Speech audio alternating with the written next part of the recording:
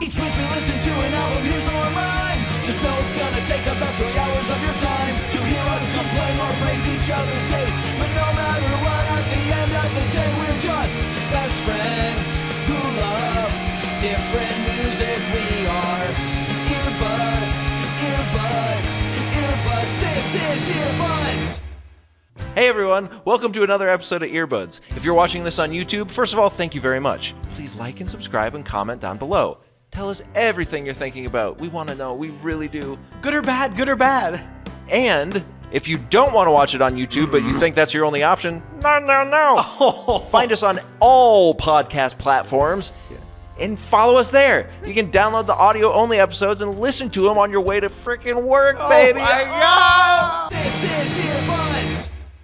Welcome back, everyone, to Earbuds. Welcome to the Earbud Show, okay? Thanks a lot for coming to the Earbud Show, okay? Bumkish. This is the show where two best friends with slightly, or maybe more than slightly, differing musical tastes look at their little Venn diagram that looks like two butt cheeks have been squished together, and they say, what do I like? What do I like? What do I like? What do I like? And then I pick an album. He says, and then I pick an, and then he picks an album, and I go, and then I pick one, and he goes, okay. And he picks one, I go, okay. And then we fight about, is this rock music? Right in the middle where the butt cheeks squeeze. Yes, where they actually swap places. Yeah. The butt cheeks morph into a little, I don't want to say what that middle part looks like, but you get it. Mm-hmm. Like and that's where we live. yeah. But sometimes we pop out. Yeah. Check this out. Ba, ba, ba, ba, ba. Of course. So last week I picked Saved by Now. Yes. Which led Landon here.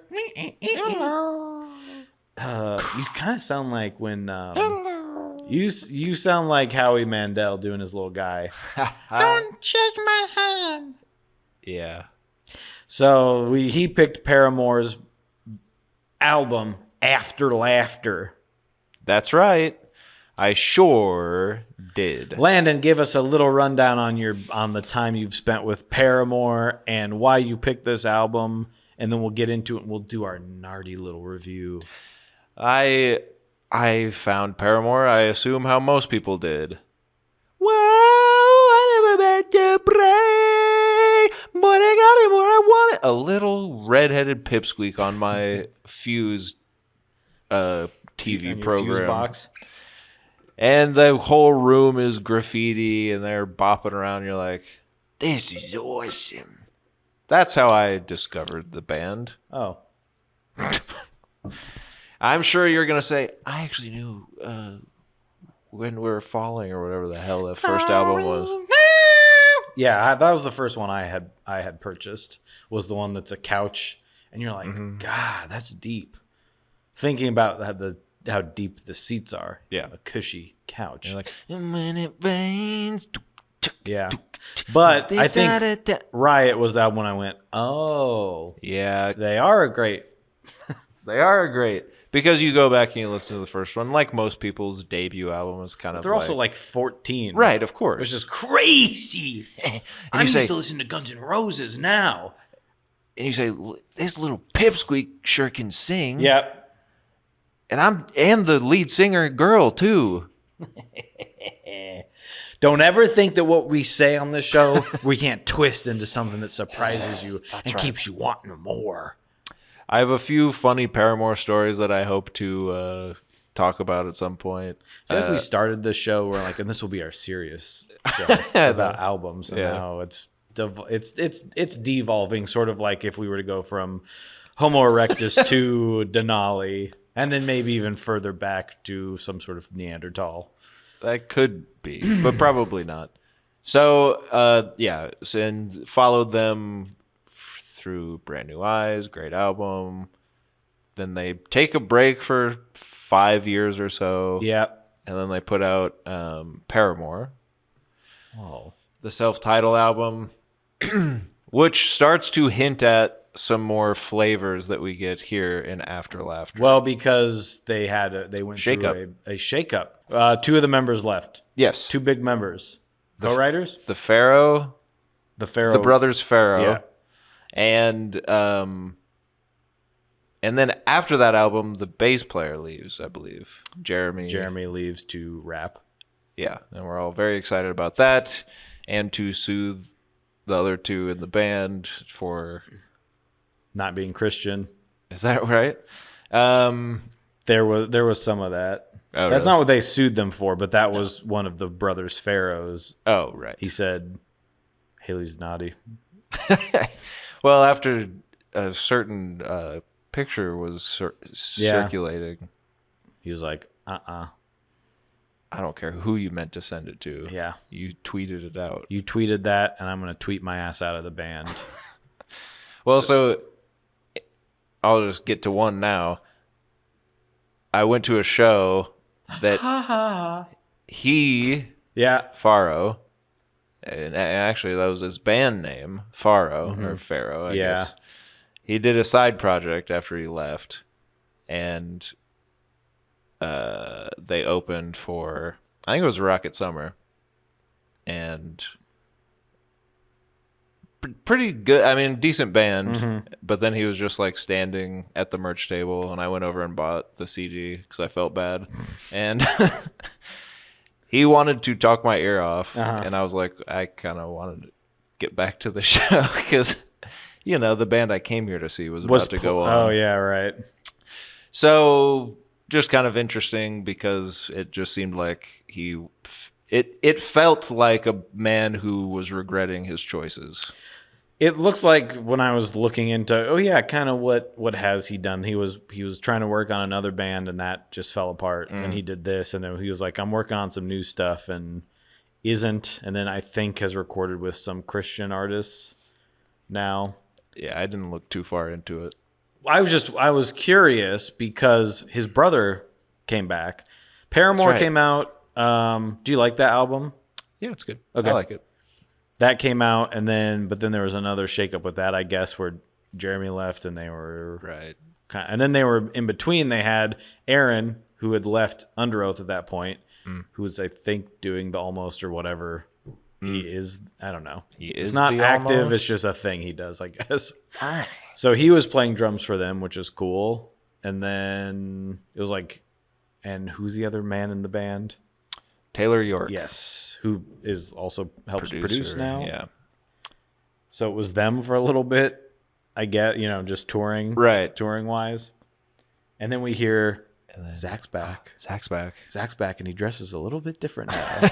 He's Mr. Cool now. Now he's Mr. Funny Guy, dressed in costume. And they kind of all are now, and that's part of the fun. Yes. Interesting about the self-titled album, Mr. Roger Joseph Manning Jr. of Jellyfish did the string arrangements for that album. Really? Just a little earbuds connection for everyone to go look up on WikiHow. You're going to see 8 different ways to listen to our podcast. First, sit in a bathtub. Have a toaster perched nearby. So that's interesting. Just a little fun connection. That's cool.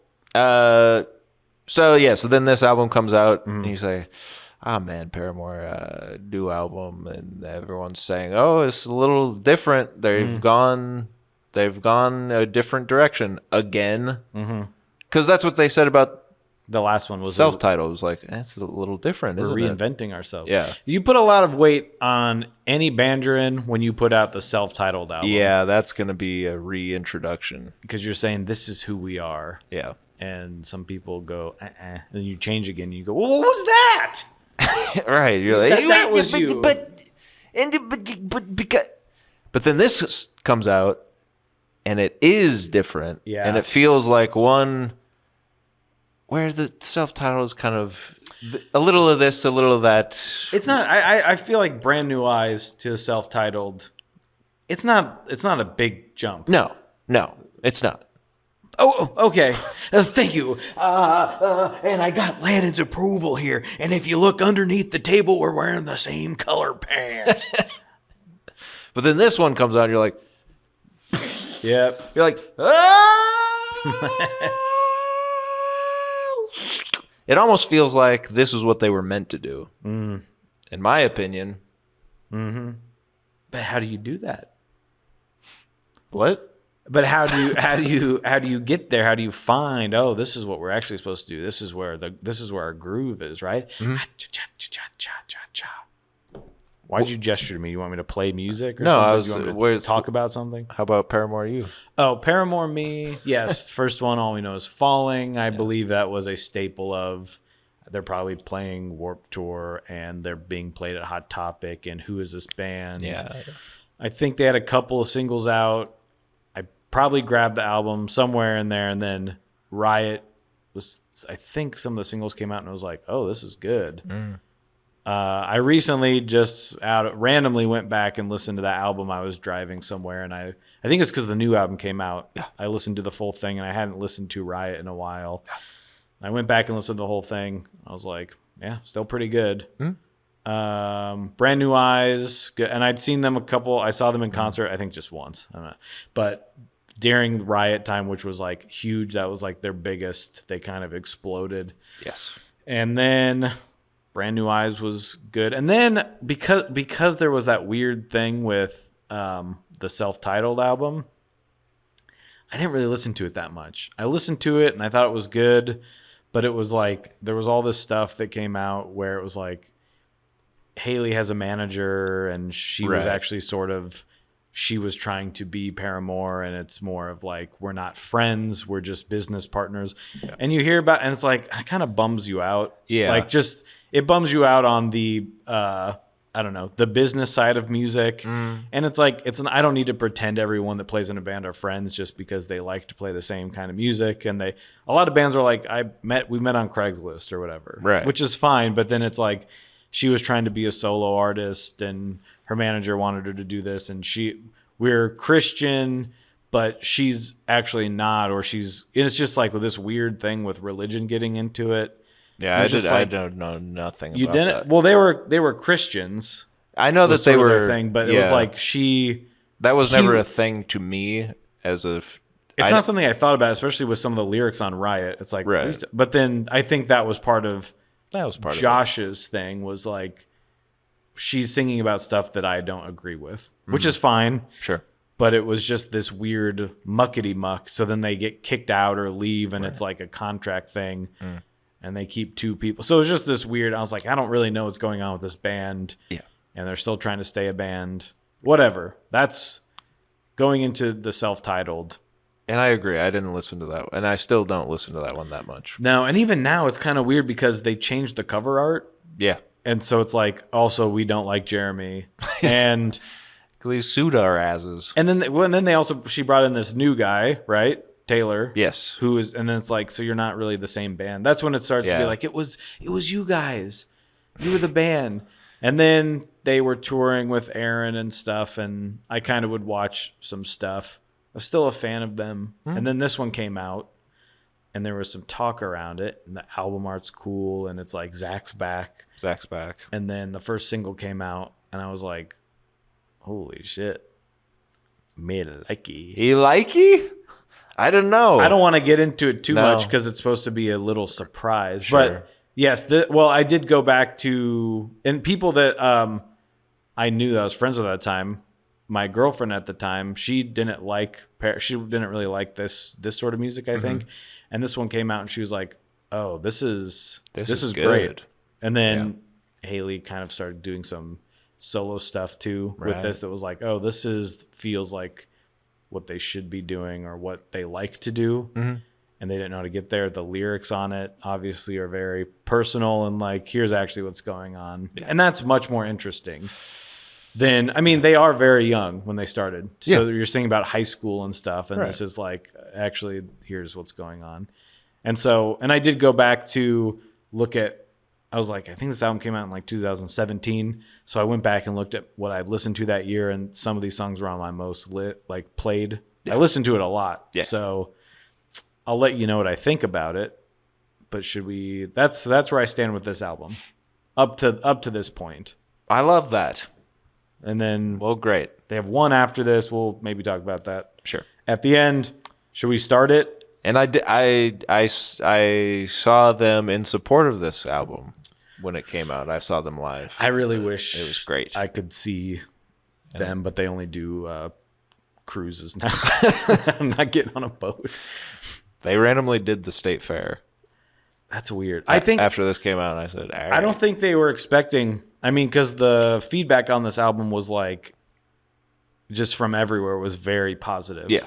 And it kind of put them back into the spotlight. Yeah, to the point now that they're like they're getting the TikTok treatment, as far as I can tell, where like everybody loves it.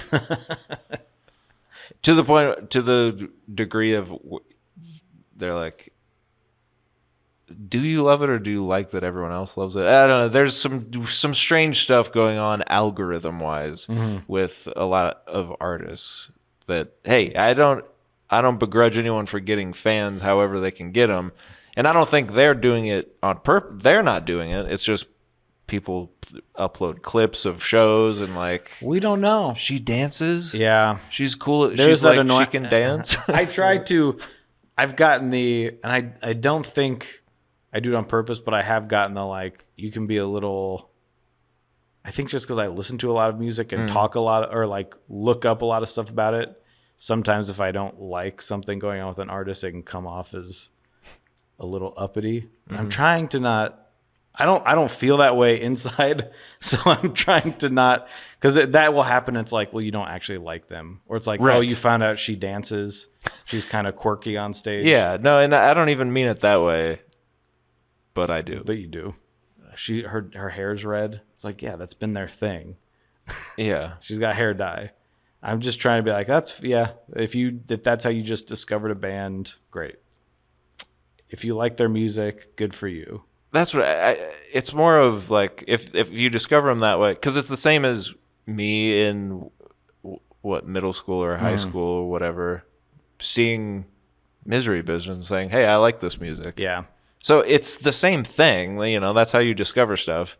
I don't begrudge anyone for that, but I have also seen clips of like people going to shows of artists that they see a minute of online constantly, and it's like completely silent until they play the 1 minute of the one song that they know. That's and on TikTok? And then they go nuts. And like, just be curious and seek out the rest of the stuff is my... It's hard. I mean, because we've talked about before on the show of we like to listen to the album. We're still album people, I think. But also that kind of seems like an older... Like, there are bands that are saying, you know, it doesn't really do anything for us to put out an album anymore. Right. Like, that's not how the system works. Which I feel like it should...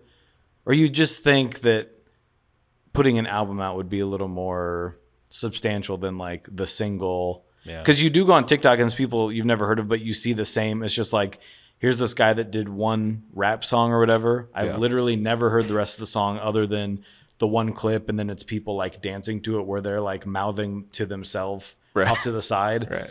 And it's like, it's just singles. It's a lot of hip hops like that where it's like the singles are just... That's it. Right. They don't have an album. Right. And it's like, maybe that is the way that stuff's going. Yeah, it kind of seems like it, huh? Which is a bummer. Bands will put out EPs before they put out. Right. They'll do that more than... And so, that's neither... I mean, I don't know. I guess if that's the way for them, yeah, I guess you have to do that. If that's the way it goes, so be it. I'll be there. But for now, we shouldn't talk about the good times that we've had listening to full albums. We should talk about the times now, maybe when it is just 6-song EPs and stuff, and it is the hard times.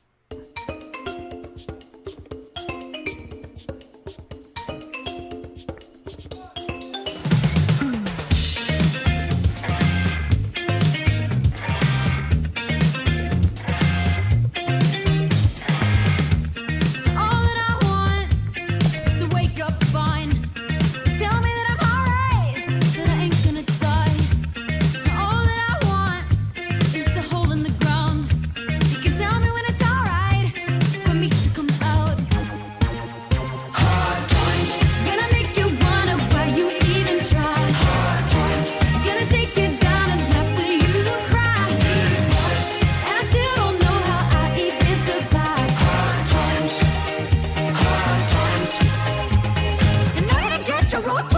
Come on.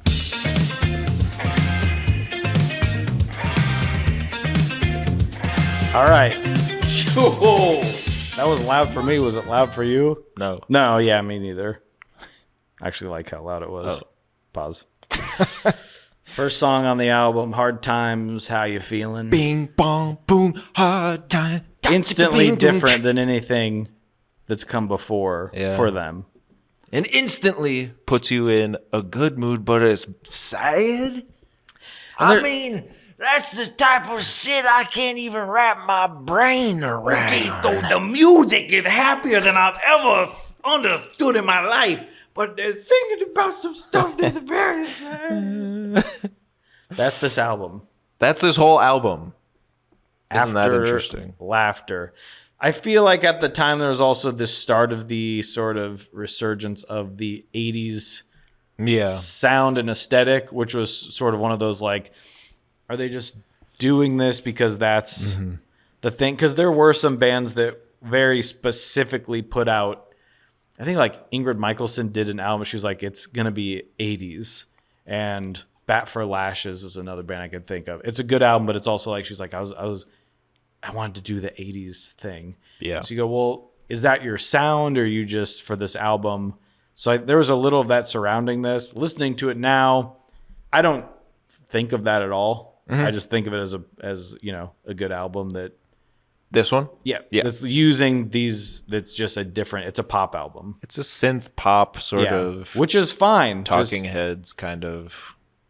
And what's interesting about it though is that it does have the congas and the sort of syncopated, the guitar follows the kick or there's a push and pull with all the instrumentation where it's so tight and it's so freaking good.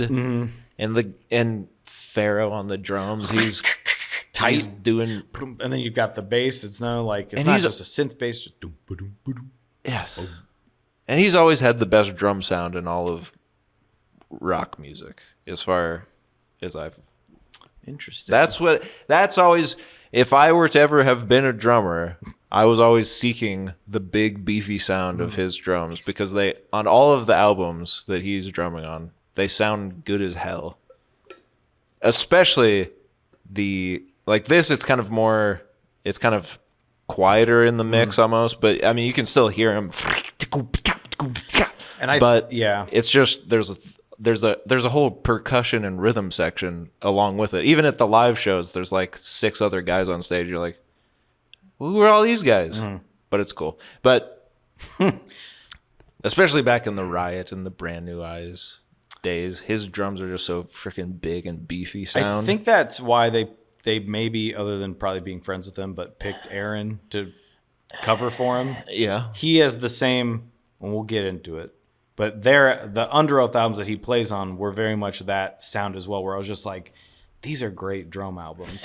He's a great drummer, and I think he kind of maybe plays with the same sort of setup or same sort of intensity.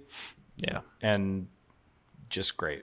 Especially great on this album. And they're doing a lot of things that you wouldn't, I don't know. It's just like, there's just so much going on that works together. It's like, how do they just get back together and then they're just in it. They're just in the pocket. I would like to hear the conversation of like, does he come to them and is like, I want back in? Or do they just kind of slowly over time be like, we should try it again? They must have been friends, right? I think They they were had to probably have all still living been in the same friends, area. right? And then Yeah. it was sort of like a heated, that happens. They probably, they're Yeah. on the road for whatever. Okay, well, I'll tell you my other Paramore story. Because around the time that the Pharaohs left, there was also sort of, at least my understanding of it is they were like, well, it's the Haley show. We're not a band anymore. Yeah. I don't know anything about the Christian stuff. I don't care about that. It's an interesting little side tidbit. It is interesting, and I'll look it up now. But I'm not one to bring Christian stuff up on this podcast. No, and he doesn't want it in his music. I don't want it. I don't want it in this podcast. I don't want it in my music. I'm not going to talk about it anymore. And I never have. But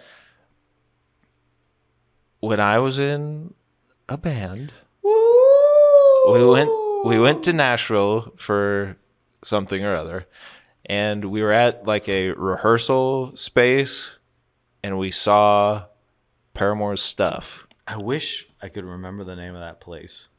Were you there? I was there Whoa. on that trip. Oh, okay. I think Taylor Swift's. I think there was maybe a truck of her. Like it was a larger. They stored other band stuff there. It was some Yes. country singer or something. Yes, They it had could. the truck. It might have been her. It was definitely not when she had probably whatever she has now. She's Right. rolling 18 trucks deep. 18 wheelers. How many wheels is that? 18 times 18. 18 times 18. Do 18 wheelers actually have 18 wheelers? We'll talk about it later. Do 18 wheelers have 18 wheelers? So we saw all of their gear, their little logo spray painted on all their hard body cases. We're like, whoa, it's Paramore stuff, and we're playing the music next to the Paramore stuff. And then we went to a coffee shop near there. Well, before that, Okay. they're in that building because I was Yeah. there, and we heard them practicing. Yes. And they had a bodyguard out, I believe, because me and not you, but someone else in the band. We were like, should we? He wanted to look. He wanted to like open He wanted the door to go and in look and look. Yeah. And I'm like, well, you can't do that. Yeah. You can't tell them you're in this other band and be a dipshit about it. Right. And they weren't gonna let that happen. But I was like, they're in this room, and this was like you said, Riot. Maybe was this after that? Yeah. They were. They're big now, but it was like they were big. They were big. They're We big were deal. excited about this. We were excited. We were fans. I didn't go to the coffee shop. Go. Oh, you didn't? I don't think so. Oh, okay. Go. We went to a not coffee lying. shop near there. You love coffee. Tell the story. Maybe I'll remember. We go to a coffee shop there, near there, and we see at least one of the pharaohs. Yeah. Maybe both of them, but definitely Zach. And one of the guys in our band says, "Hey, I think those are the guys from Paramore." And my dad is also with us, and he goes, because he loves Paramore. Uh-huh. Especially he loves Haley. He goes, "Oh, where's Haley?" Like as loud as possible. And we're like, "Shh, no, don't." Because it is kind of, even then you're kind of feeling like she's probably, like, I don't know. There just seems to have been, even at this time, a feeling of like, they're annoyed by the fact that she's the only one anyone ever wants to see. Right. And it was just funny that even when they're in the coffee shop in their little hometown. Are you sure this was the same trip? Yeah. I don't know why I wouldn't have been there for that. We said, "I think those are the guys from Paramore." I wish that'd be cool. Well, is Haley here? Where's Haley? Shh, Dad. No, shh, don't. Come on. That's it. So that probably still deal with that. Yeah, probably. That's Nashville for you, though. Folks, if you're going to be down in, Yep. in the city of tall hats, You might see a couple. a couple of small F's, which is Pharaoh. Pharaoh, I don't know if they hang out still. I hope that doesn't put a strain on their brotherhood. Brother. It probably If one did. of them's in the band and he's like, I have a mustache now. Probably. Well, what do you think about this song? Great song, great reintroduction to the reformed Paramore. Great song, love this song. Single? First single? I think it was. I think so. I like this too. The first song on the album is your first single. Because it you know what you're getting, and you have a full album left to just don't give me dive the in. second to last song. Yeah, and you're like, That just happened to me, and I'm like, what are you doing? put it up front. Put it up front somewhere. Or pick one that's up front already. If you already decide your sequencing, Yes. just pick one of the front ones. I don't care if it sucks. Just pick one. No, this is a great single, great song. I love this song. The only problem is do you have anything else to say about this? Did you mute me? Oh, yeah, sorry. Just I'm coming down again when I hit the ground. When I hit the ground. You just want to do this. I was driving around in my car the other day, and I was literally doing this. I walk around the street like When I hit the ground. When I Oh, bass line. Yeah. Okay. God, that's good. So what do you don't like about the song? Nothing. I love everything. But that's because I see everything through a certain tinted glass. So you really didn't have anything you didn't like about the song? You said I was trying to get my segue into being a rose-colored boy.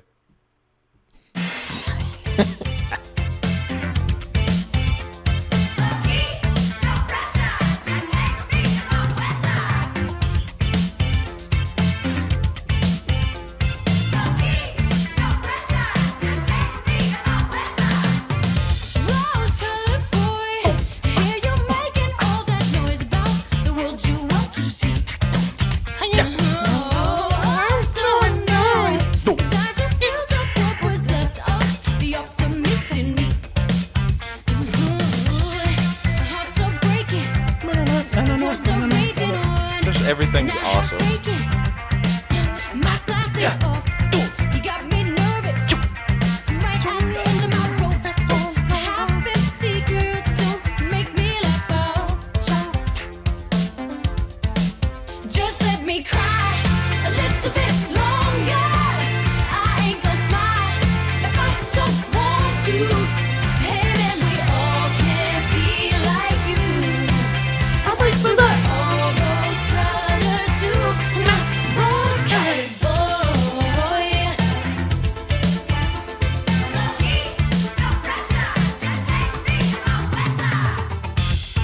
I want you to stop insisting that I'm not a lost cause, 'cause I've been through a lot.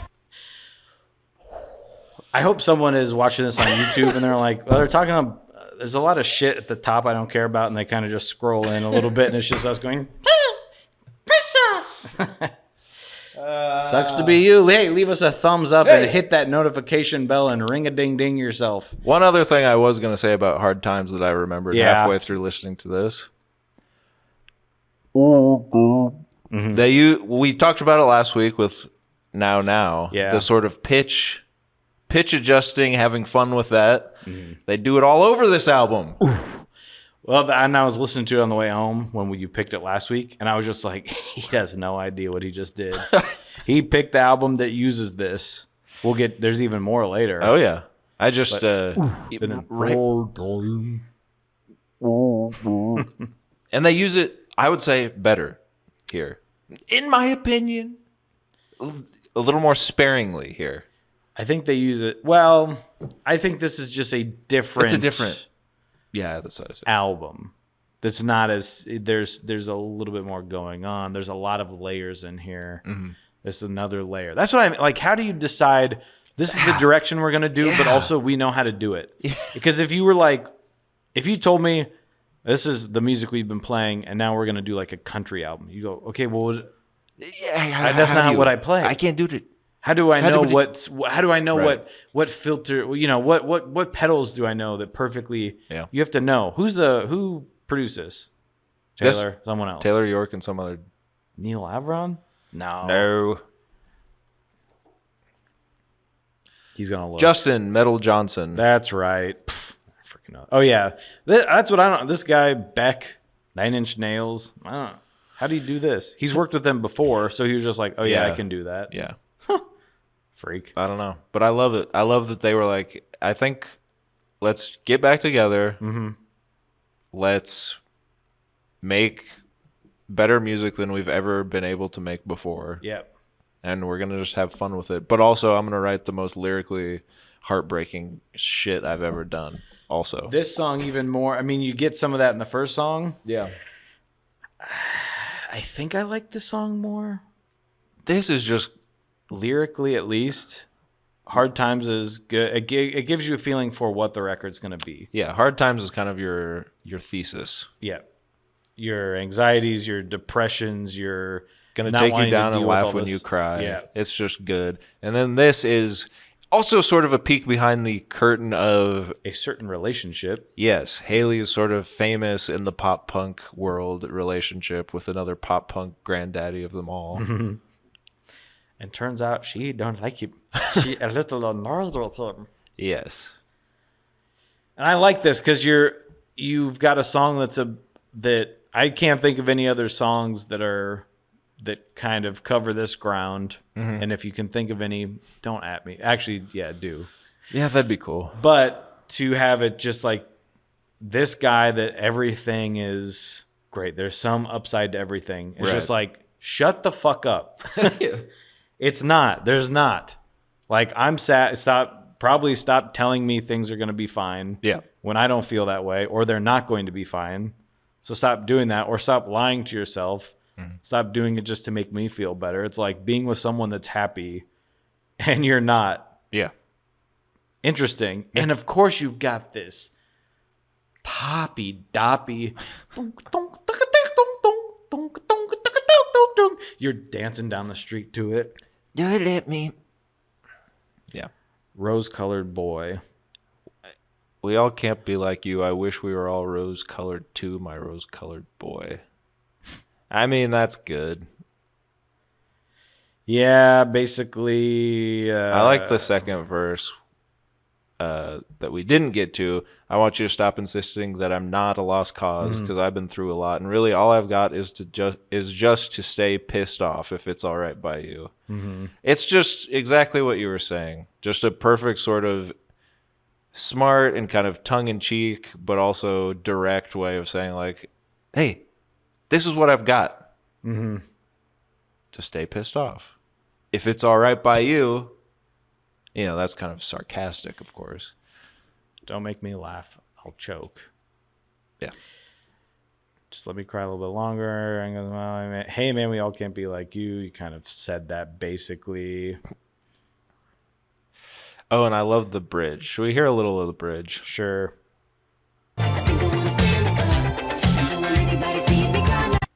Starting it over.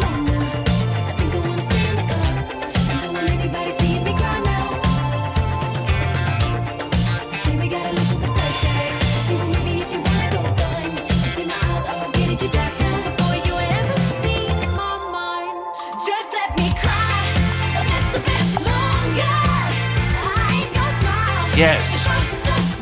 They're kind of like if we were allowed to go into like a high school band room. And it's just like, here's all the instruments. You want the wood block? You want the guy playing the funky guitar? And you've got just a little pad behind there. What I love is when a band does the last chorus and they add there's another little layer of something, and then the singer changes the way she sings the song a little bit. And I love that. And she does it here. And every time I go, yes, I just did it just now when we were listening to it. I went, yes. I just love that.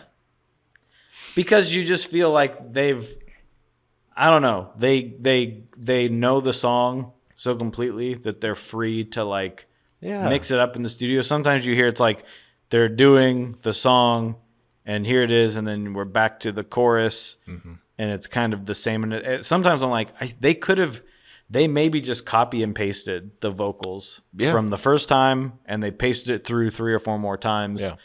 I want to hear them like getting into the song, and she has a good voice, so she can do a lot of different things, which she does on this album more than any of the albums before, even emotionally. Yeah, and it's just like it just sounds like it comes easy to them, and they know the song, and it's like dun, dun, dun, dun, and you're just like, hey. And she's got kind of that little angry rasp or something. There's a couple songs where she kind of yells, and it's like, oh my god, just great. One of the great vocalists of our time, I think.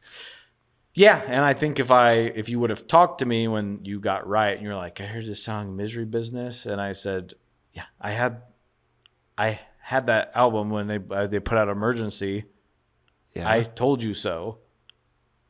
For all I know, the best is over and the worst is yet to come. Is it enough? Tight. Keep on hoping when the rest So tight. have given up. And I hate to say I told you so. I can't even make heads or tails of What's going on? It's just so good, though. in a good way. Like the drum part.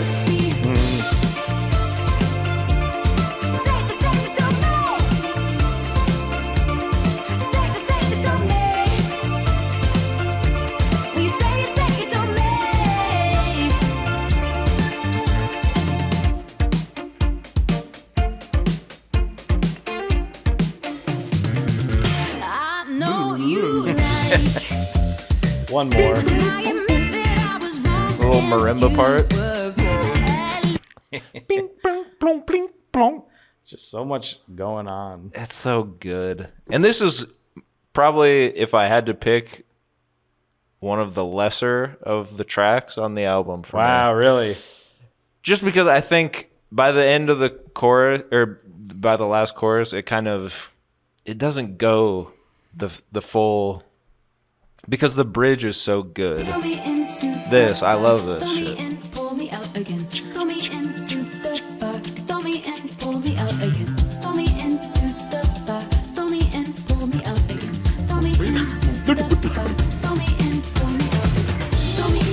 You just want to, it's just so good. I wish I was the Talking Heads and I had a giant suit and I was running in place to this. That's what I would do. Yeah, just coked out of your mind. I like this.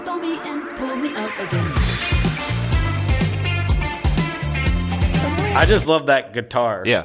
She doesn't have to.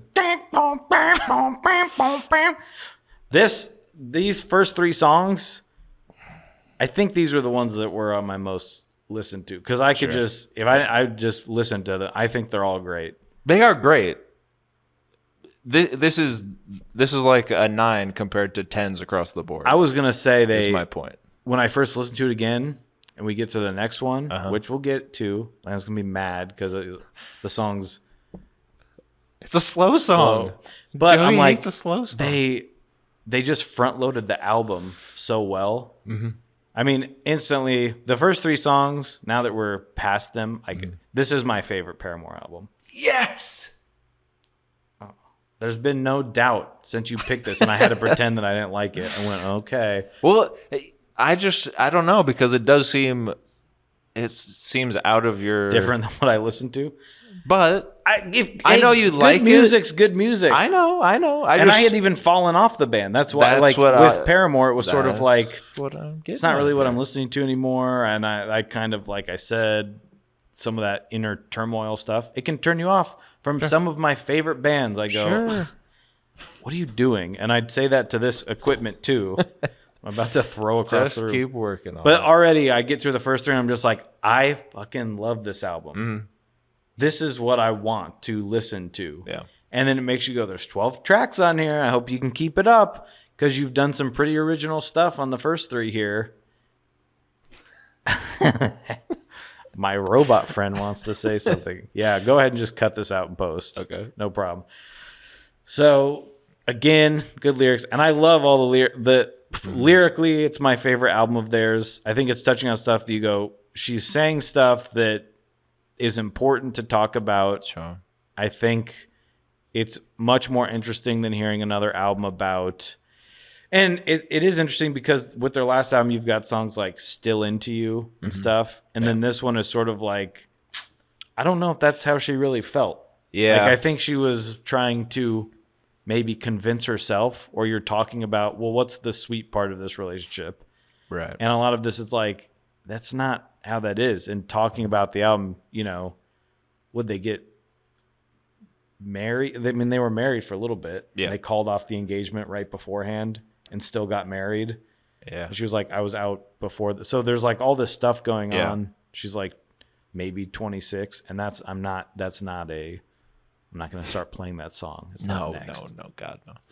But then you get into her post this album, her solo stuff, Pedals for Armor, and then the other stuff that she came out with. Pedals for Armor to me is almost of a kind with this. Not quite as good because it's not quite up my alley as much as this is, as far as like tempo and stuff like that. But some incredible songs on there too. And So he doesn't like slow songs. thematically, of a piece with this, where you're just like, she gets even more into her sort of trials and tribulations of relationships and stuff like that. In a way, though, that's the thing.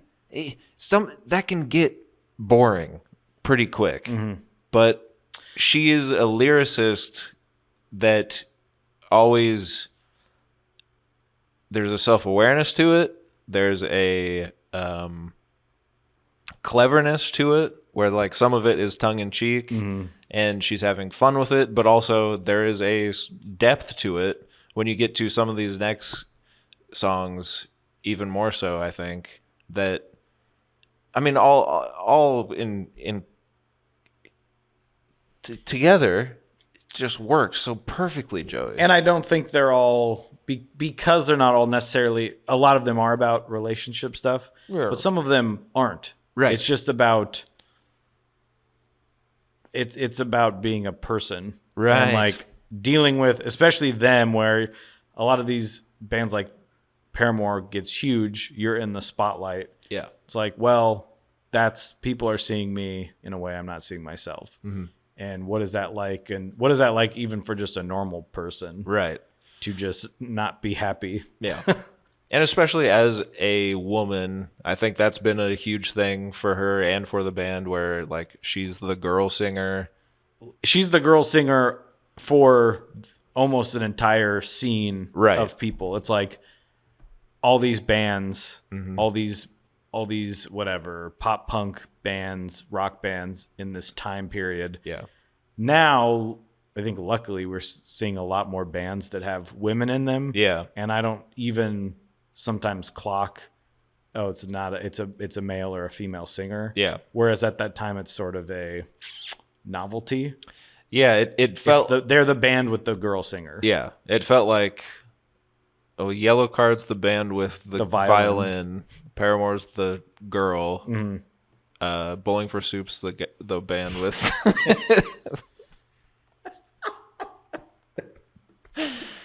the song about the 80s. Yes. That's not actually their song. No. So she's dealing with that. Yeah. But then also, I think, to the extent that pop female singers are, and just female celebrities, there is more of a culture of looking at their relationship and their personal life, just in general, with more sort of, I don't know, intrigue from the people, you know, where like it's. So I think some of that is this too, where it's like I maybe have to fake my happiness with my boyfriend, who is also a pop punk guy. Well, while at the same time, no one from his end, no one gives a shit what he's fan of his band. Yeah. I don't know if he's married, like who gives a shit, but it's sort of put on. It's like all, like who's she dating? What's she look like? What's her hair color now? It's all these things that, you know, women have been talking about dealing with now, thankfully for a while now. So it, like you said, it's not a big deal, hopefully, as much anymore. I mean, it still is, but hopefully, you know, there's awareness because of people like her, you know, setting a solid example, I would say. And I think being a role model, or at least women in bands now, I think a lot of them can also have looked up at some point. They're like, I was in middle school and I didn't think I could be in a band. And as a guy, it's not something you really think about. Right. Until you go, oh shit. Like I have to learn an I don't want to instrument? be part of the you know, it's just like, you go, oh, I guess I didn't think that's weird. That's like, if there's a female bass player, everyone's talking about they're the band with the girl bass player. Right. Like that's a weird. That is weird. It's weird, and I'm sure it'd be very It's like uncomfortable. it's a guys' club, and you want to be part of it, and you're just seen for your gender, or like she's good. She's a good singer for a woman. Like, So I think you're right. And then as they've gotten older and seeing that, and looking back at, because there was sort of a little bit of a break between this one and the last one. And being able to look at that stuff a little more and go, you know, whatever. So just interesting. And because the episode seems like it's going to go a little long, I guess one thing we will do at the end of the show is be asking for your forgiveness. Yes, please.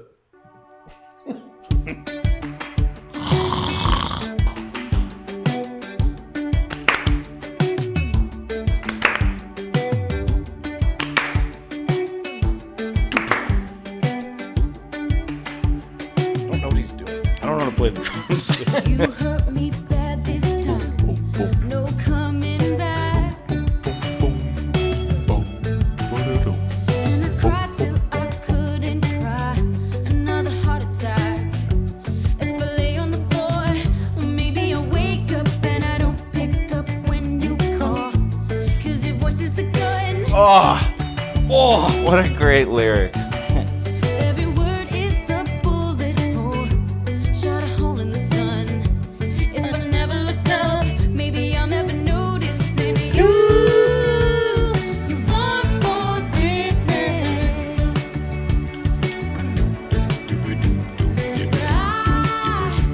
I just can't do it yet. There's still a thread that runs from your body to mine. And you can't break what you don't see. let's see here. No, it's Nope. not forgetting. No, I'll never forget it. No. And you want forgiveness. I can't give myself. I can't give you that. I can't give you that. Okay. You likey? This is one of Paramore's greatest songs. Alrighty then. One of the greatest songs on the album, Really? in my opinion. It's lyrically from the jump, just the best. And then it's just, I mean, frankly, it's a bop. You get the little swing beat. You know what? Or whatever it This is. part, You hurt me bad this time. when that comes on, just sort of on my, I thought more than once that a Taylor Swift song has come on. You hurt me. There's sort of like her voice kind of sounds like. Well, they're Taylor old Swift a friends, little aren't bit. they? Well, when you're old friends with someone, your voices start to Sound sound the the same. You don't like this song because it's slow. I like it. I think the lyrics are good. I think it builds. I think the end is the most interesting when she's kind of playing off herself in the chorus, which is why I skipped down to that. Yeah, I could tell you So I didn't liked have to it. listen to the Drek in the middle. I like the beat. Can't give you that. I like it. My thing is just you give me these three complete bangers up top, and I know we're about that part in the album where we're gonna slow things down for you out there. Yeah, but it's not though. Like it's still a pretty good clip. Yeah, I don't think we're talking about this the same way. It's a mellower track, but Yeah, and just cut this noise out in post. I will. I like the song. I love this song, and it does. I feel like this album also, because we talked about Now and their love of Michael Jackson. This album has Michael Jackson also written all over it. Oh, well, we're going to get to there in the next song, definitely. What else do you want to say about this song? I don't have much to say about it. I think it's a good song. It's a great song. That's all I have to say about it. He's going to read the lyrics. You tell me when you write down. I don't pick up when you call because your voice is a gun. Yeah. Every word is a bullet hole. Shot a hole in the sun. If I never look up, maybe I'll never notice. there's only one person on earth that could write something so distinct. Mm-hmm. That's what I love about artists. You know, I would never ever think to say any of those words in that combination. Maybe it's because I could think of that, and I go, a pleb, and I go, maybe I should write songs if it's this easy. No, that is a good. I don't want people. Then people are gonna think they're not gonna understand. I'm joking. Yeah, you're mansplaining. Yeah, you're a pleb. There's still a thread that runs from your body to mine, and you can't break what you don't see. An invisible line. If I follow it down, will we just be all right? But it could take me all your life. It could take me all your life. Yeah, to learn to love. Yeah, I do like that part. How I thought I could love someone I haven't even begun. If it's all up to us, we might as well give up. I think maybe the weakest part of the song is the chorus for me. You want forgiveness, but I can't give you that. Okay, that's fine. Yeah. That's it. But it seems like a simpler... I do like the lyrical content within it. It's built on the back of the most eviscerative personal lyrics you could I just love this song, okay? I like the song more now that I'm seeing it through the eyes of my friend Landon, spelled Landen. Going back and listening to the album with purpose to listen to everything fully, I do like it. It was one of those that I kind of forgot about on the album. There's a couple of those on here I think where I was like, actually these are pretty good. I feel like when we get to this middle third of the album, I don't know. We'll see. Okay. Well, if at any point you are feeling upset by what I'm saying, I would just please ask you to fake happy. Oh my God. I can't hear anything when my robot's talking. No. First, I got her singing into a tin can. And it's slow. And I just had to listen to Forgiveness. A very slow song. It's a slow one. It's slow. I can't think Great. of a slower song. An acoustic slow song. And she's sitting in a cube on the edge of the With world. black cubes. Wait. And then the lights start to come up on the cruise ship on Parahoy. Okay? I've been doing a good job of making Zach's beanie is as tall as can be. quite alright. He's tightened his toms as tight as they can go. You see, it's easy when I'm stomping on a beat, but no one sees me when I crawl back underneath. Interesting. If I smile with my teeth, bet you believe me. If I smile with my teeth, think I believe me. Oh, please don't ask me The how I disco know. ball comes out. Don't make me play pretend. Oh no. Oh, what's the use? Jangle. Oh, please, I bet everybody here is fake happy too. Noodle.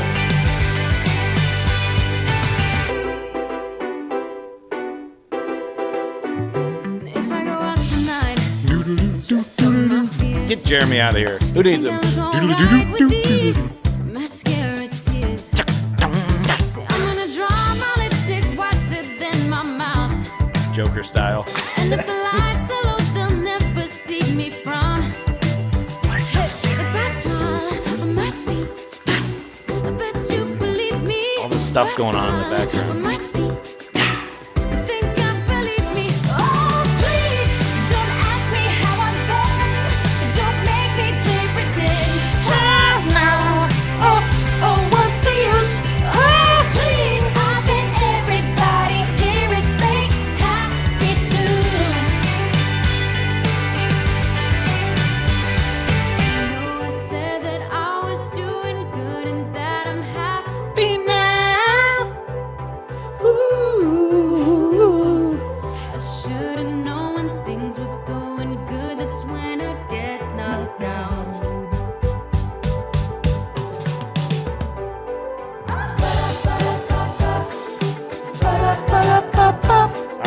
We listened to almost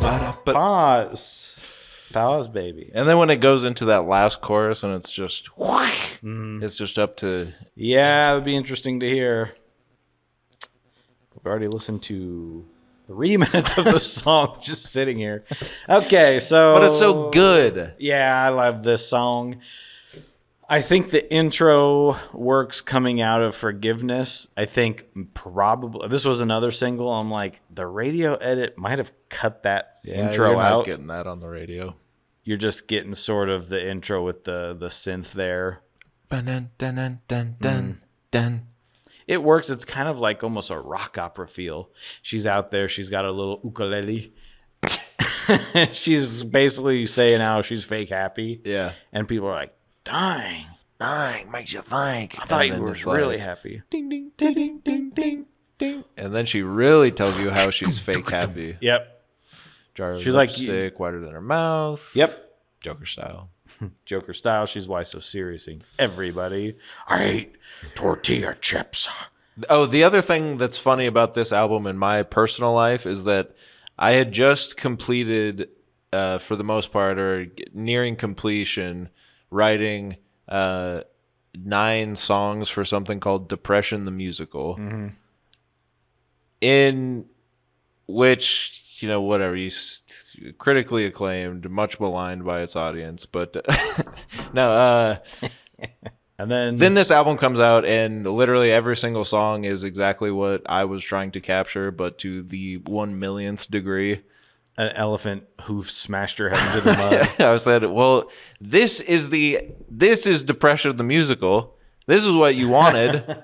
I can't give you this. I can't do anything like this. No one can. Only this group of little beanie wearing, bright colored dressing, sad people.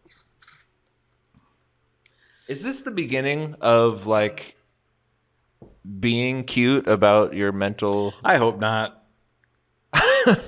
Is this when it started? Where it was like, I am actually on Lexapro, which is actually cute, or whatever the fuck. And everyone's like, my Barbie takes Lexapro. And I just wanted to say, it's not funny. I'm sad. I'm totally depressed right now. I'm totally depressed. No, you're not. No, you're Do you not. know what that feels like? You know what the bleak devoid of hopelessness feels like? You're like, I'm actually kind of sad. You're not going onto TikTok and making videos about it. Not everything that happens to you. I kind of got a little sad, but I thought it was funny, so I made a peanut butter smile on my face. Does that make me neurodivergent? No! It's a word you made up. I think the way they're doing it is earnest. I don't think it's not the I'm going to be cutesy about it. Isn't it funny how we're all kind of anxious? You're not. Trust me. Right. And I think this is sort of. I think it's. What am I trying to say here? The music's good. It's not meant to be like, isn't it funny that we're doing this? Like, these are good songs. Well, and I think this too, it is fake happy is also sort of a big body paragraph in the sort of thesis that she's laying out, where the album is fake happy. Mm-hmm. After laughter. The fact that it all seems the songs are happy. upbeat and happy, right? To the point where I was talking to someone about it, like years ago at this point, but where I was like, yeah, it's just talking about how good it is, and I said like, yeah, it's just also really depressing to listen to, and they're like, what? I was like, it's like the whole thing is about is like sad. And they're like, because it does work as just like a pop album that's fun. But if you spend 1 millisecond listening to any of the words, you're like, dang, this little lady gone through some bad stuff. I think I realized I listened to a lot of depressing music because I listen to this and I don't think about it as being like when the new Fall Out Boy album came out that we reviewed 8 years ago at this point. That's supposed to be the first whatever. They're like, everyone's like, that song is happy, but he's going to drive off. Like, I didn't think one way about it. I'm like, this is not a new, No. the juxtaposition or just like the lyrical content. I didn't Right. think about like, dang, you can sing about sad stuff. Right. So I'm like, is that a problem? But this is the way to do it because they're being honest about the music that they like. And you are drawing on a lot of, I think, older bands when you're thinking of bands like Talking Heads or New Order. I don't know, these 80s bands that bring in, that were doing the new synth pop stuff. Right. But then you read the lyrics or you listen to the song and it's just a way of expressing yourself. Because what would these songs be if they weren't like, well, the music has Right. to match that. It's like, okay, well, that's just sad to Yeah. listen to, I Yeah, guess. yeah, You know. But yeah, it does. It did come a couple years before this. I have a problem, so I'm gonna be quirky about it. And what is that? I don't know. And People are gonna be mad that we're also I know, mad about I it. know, But I know. Which, think about it. because it is like the openness of it's the same with everything. I think it's the openness with mental health, which is good.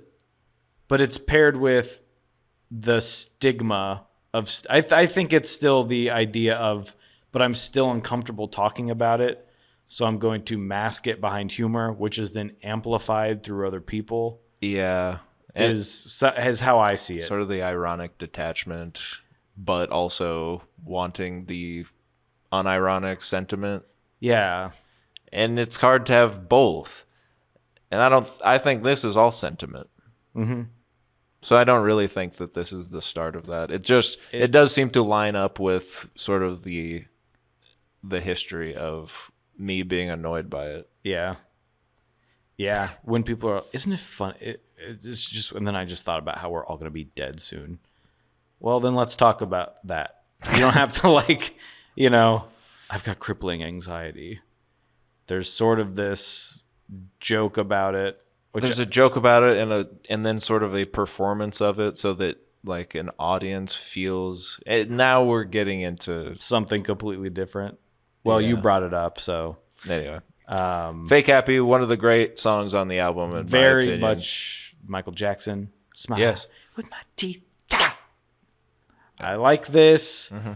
I would you believe me if I smiled with my teeth? I think I'd believe me, or hoping that. Yeah. I think I'd believe me.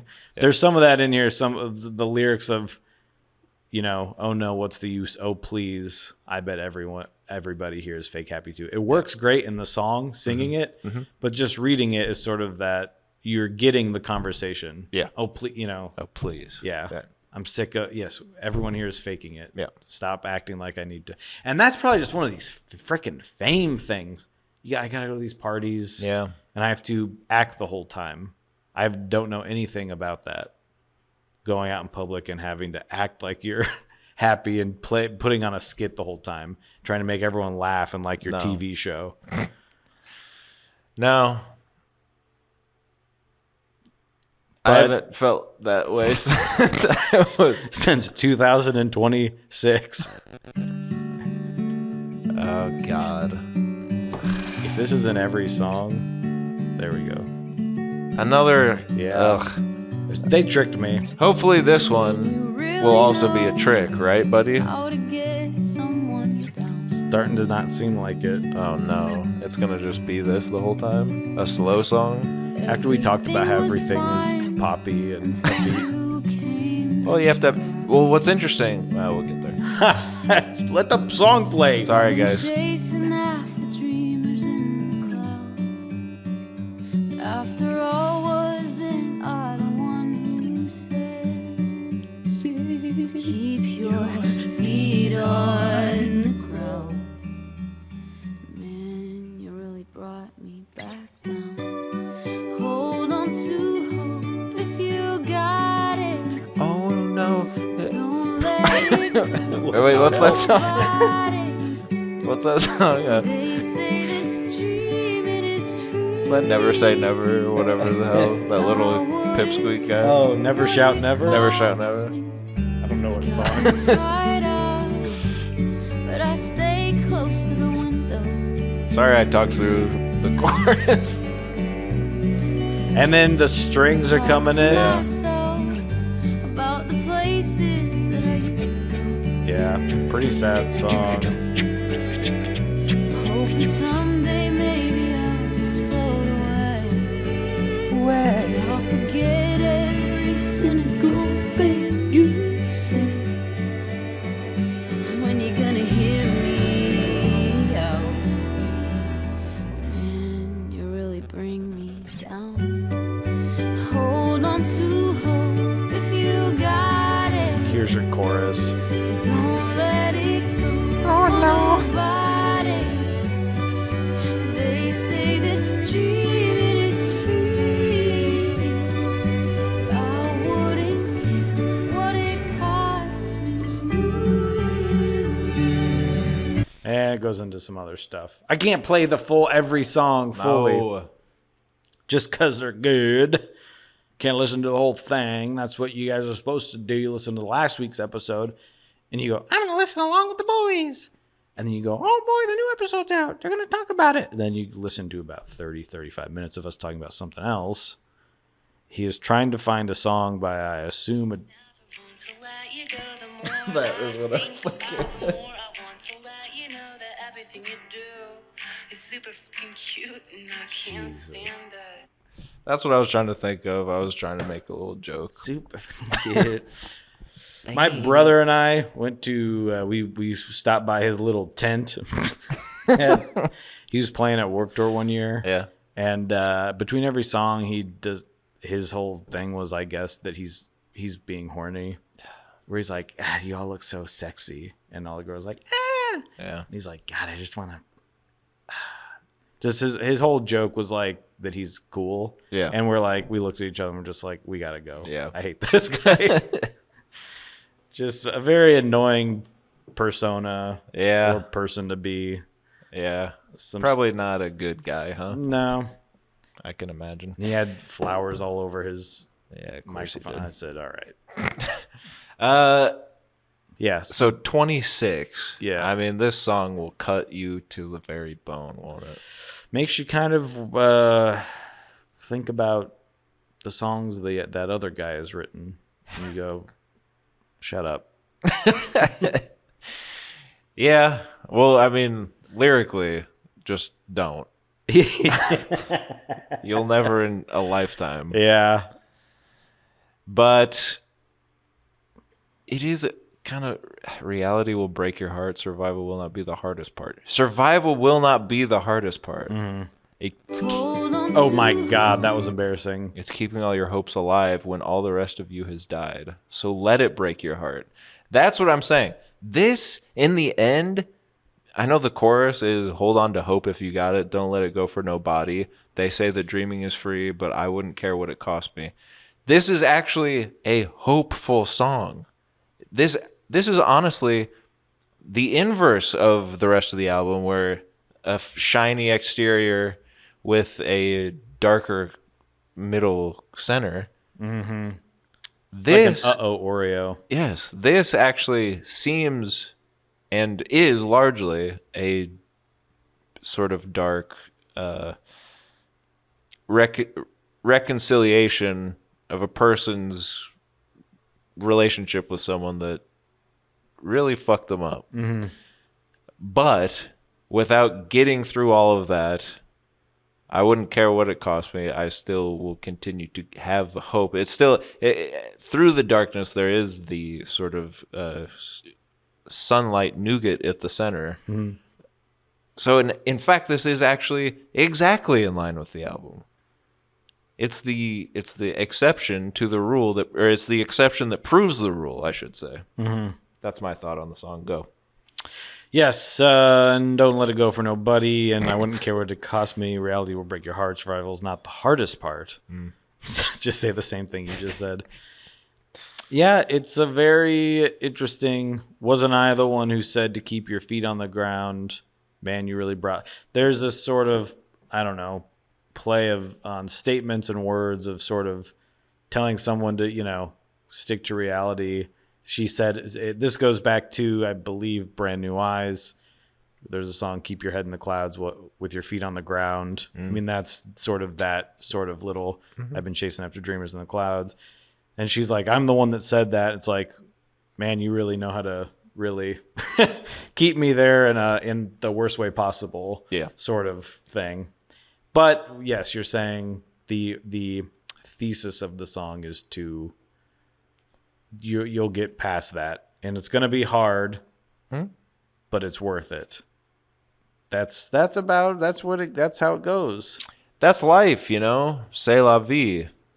And yes, as opposed to everyone being mad at me and saying he don't like them slow songs no more. This is one of my favorite songs on the album. Yeah. How can it not be? Yeah, it's so good. Yeah. It's so good, it makes me want to jump in the pool. Oh my God, I'm on the deck. It's the 90s. I hear the wind chimes. My dad made me a grill 'em up Chester. Son, come get your grill 'em up Chester. Dad, I was dreaming. I'm got heat stroke. Like Jason Aldean. Heat stroke, couldn't perform. That's why. Tough guy. I know, when you hear this in 9 months, You'll love it. you'll love it. Now we're back. I forgot about this song. As if the first cut No, I didn't. wasn't deep enough. Uh-huh. I dove in again 'cause I'm not into giving up. Could've got the same rush from any lover's touch. But why get used to something new? 'Cause no one breaks my heart like you. When you kiss me, you wish we could see what happens next. For a moment, I can forget what happened in my head. If I doubt you, we did come through. A happy second chance, a happy ending. But this time you don't leave me sinking. I'm underwater, no air in my lungs.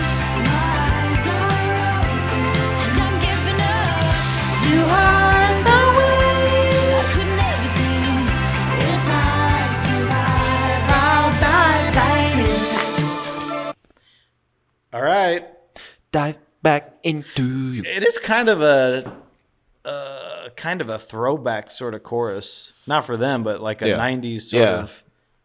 Well, I don't know. I can't think of a group or anything, but just the way Yeah, it's got it the. sounds.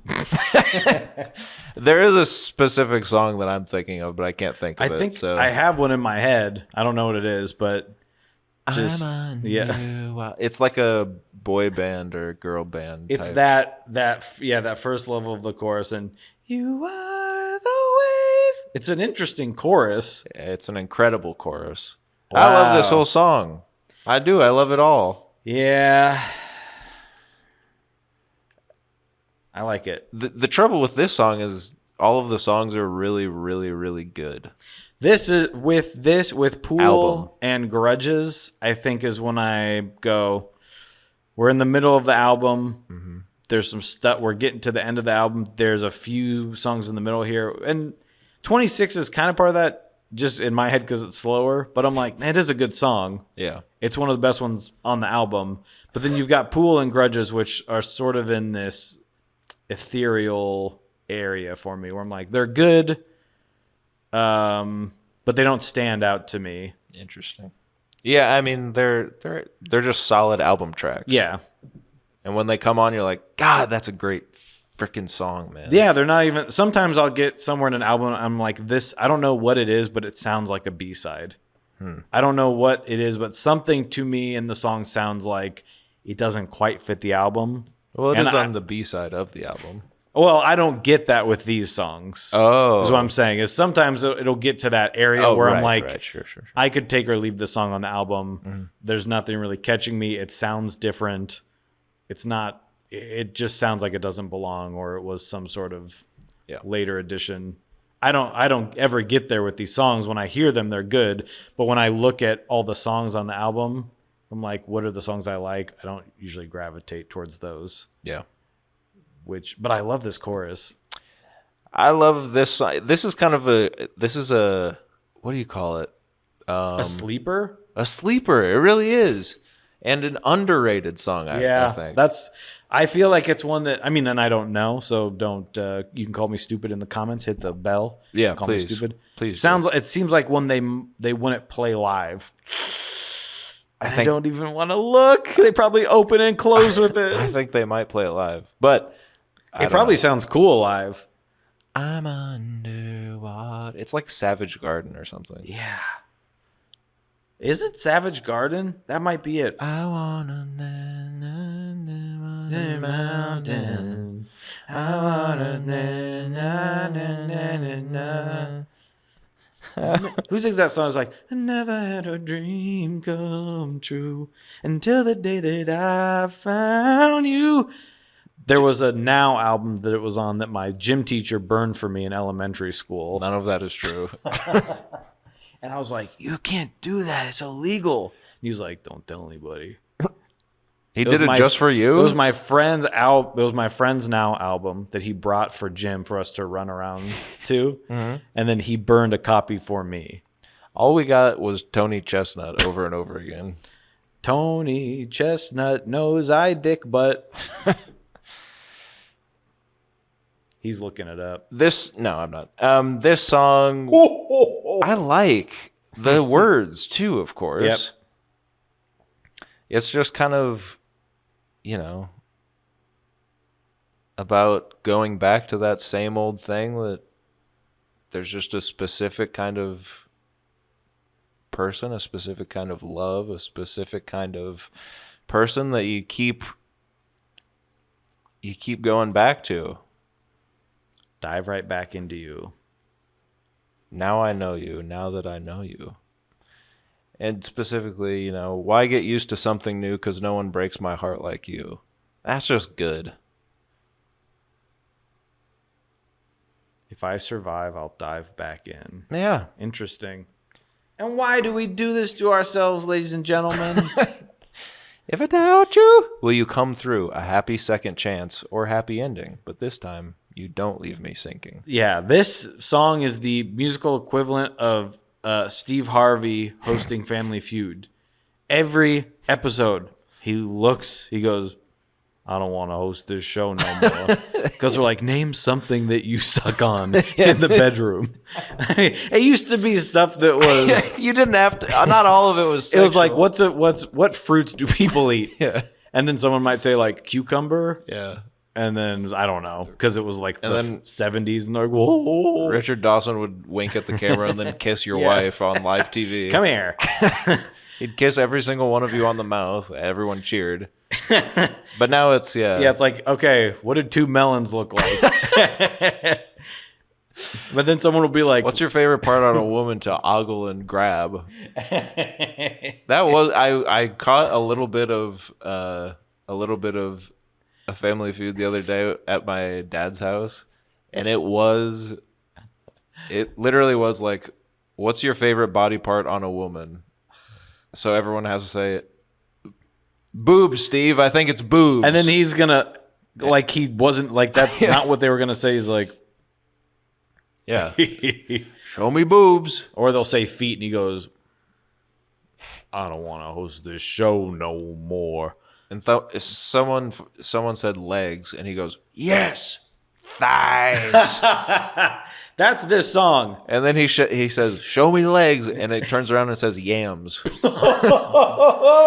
even the board knows he loves his yams. Anyway, Yams, that's awesome. that's this song. That's this song, because even though every week he says, I want to quit, but then he goes, but what if next week's it's difference? Next week, If next week's it's difference. Maybe next week it's a difference. It's difference. It'll be difference. But it's not. You're underwater and your eyes are open. Finally. And then you're in there and your eyes are open. You're like, you know? you are the wave I could never tame.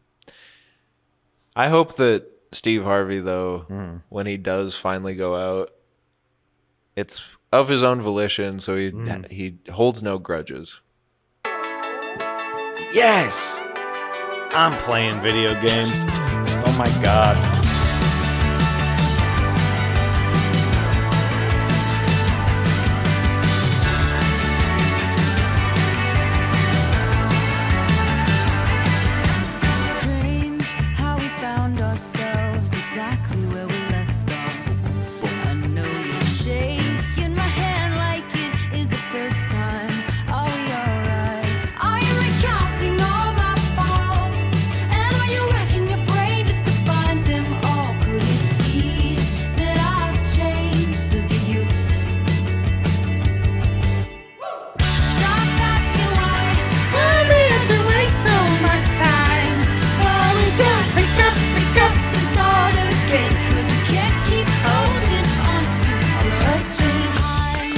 right back into it. I love that.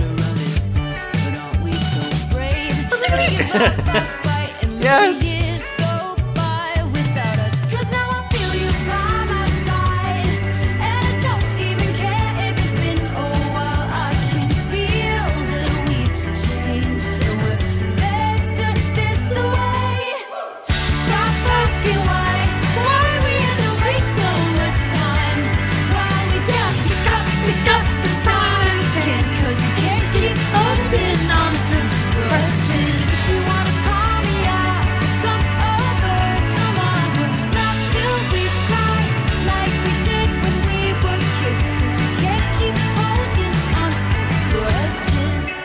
Why?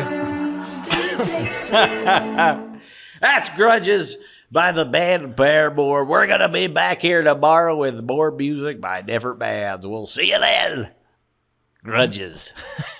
Grudges. Great song. Another great song.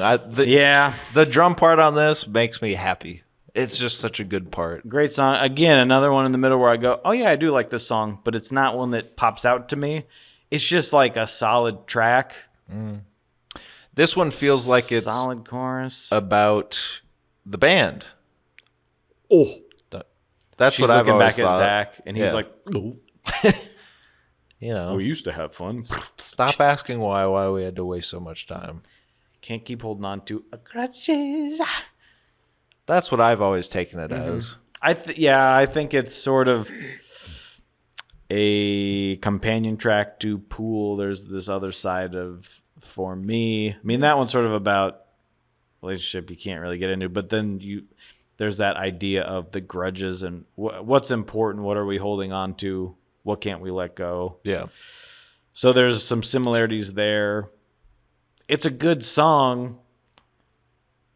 They're all pretty good. That's the thing. They're all good. When I think of like, is this, if I had to take one off the album, would it be this one? Off the album? I don't want to take any off, but because you're telling me I have to choose one. I know which one I'm taking off. Oh no. Oh, okay. Well, yeah. So I like this song. Uh-huh. Well, yeah, I think we both agree on that point. That you That like we'll it? both take Grudges off. No. No, I know which one you're gonna say. Grudges This is one of my is favorite good. songs. I keep saying that for all of Yeah, them. But they all pretty good. they all kind of are my favorite. It's one of those albums where there's no skips, in my opinion. It's weird because when you think There of might be one skip. the but album Paramore, and then this one, I'm just like, how are all of these so good? Yeah. And that's not even. I didn't even go back to listen to Paramore. Me neither. The self-titled before we did this, Same. and I know there's some good stuff in there, but I'm like, what happened? It's They're that. just all It's the great. Maybe I'll Bozo like the other one. Jeremy. Yeah, I think so. Have you seen him on? No. It's weird. So okay, Germ. yeah, I love the song Grudges. It's great. Dem's Grudges. Now this is when you're kind of in a rock and a hard place. You might. Frankly, I want you to do this one. Oh yeah.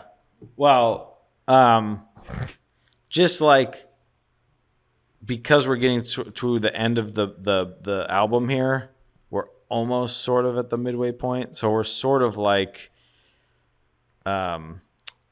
when George Bush he locked himself in a room. George Bush was Oh my God. he was stuck between Iraq and a hard place. But to me, that's being called caught in the middle. Yeah. That's not part of the song. Oh. I can't think of getting old. It only makes me want to die. Same.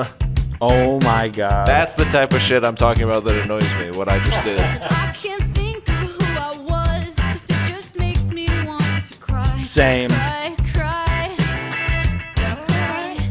Can't look back, can't look too far ahead. I got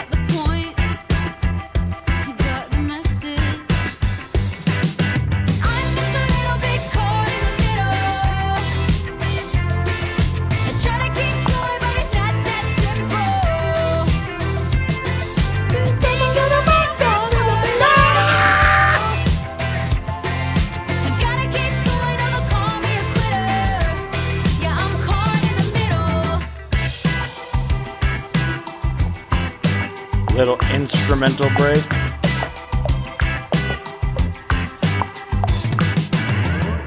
I was dreaming life away. All the while just Wait, play it a little bit more.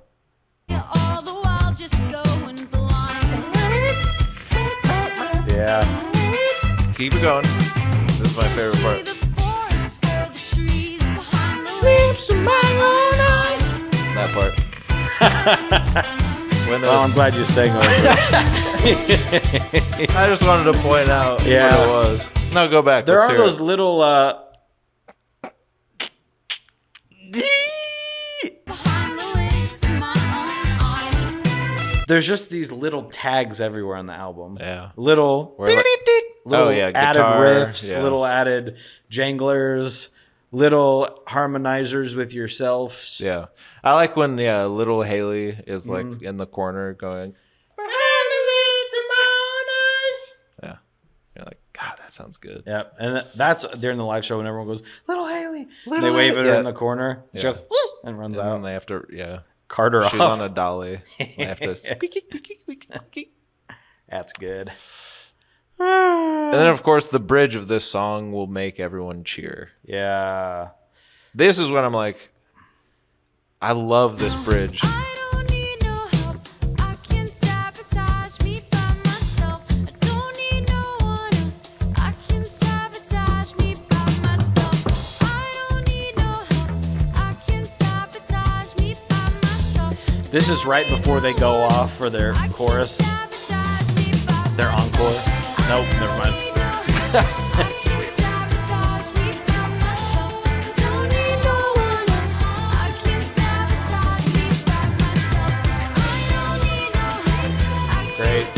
Great shit. Yeah, this is one of my favorites on the album. I think this is why after Pool and Grudges I go, because they just got this great chorus. It's so catchy. Yeah.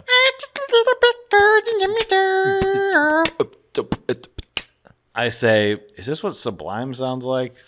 Yeah, it's kind of a little. It's kind of oceany. I'm like sitting by I'm on Long Beach, Yeah. Polytech. I'm going to college. It's just a great It's song. got them beachy vibes. You're just laid back. And again, it goes back to what we're talking about. She's discussing herself, and everyone's looking. If I stop here, like, what do I do? I'm in a little catch-22, but if I stop, everyone's gonna call me a quitter. Right. That's too bad, assholes. Yeah.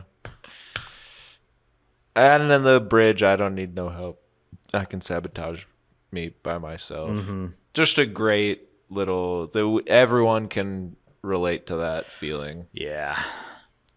And it is sort of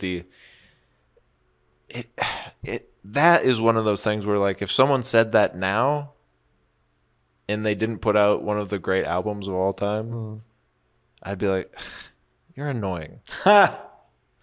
Because it's a little funny turn of phrase. Yeah.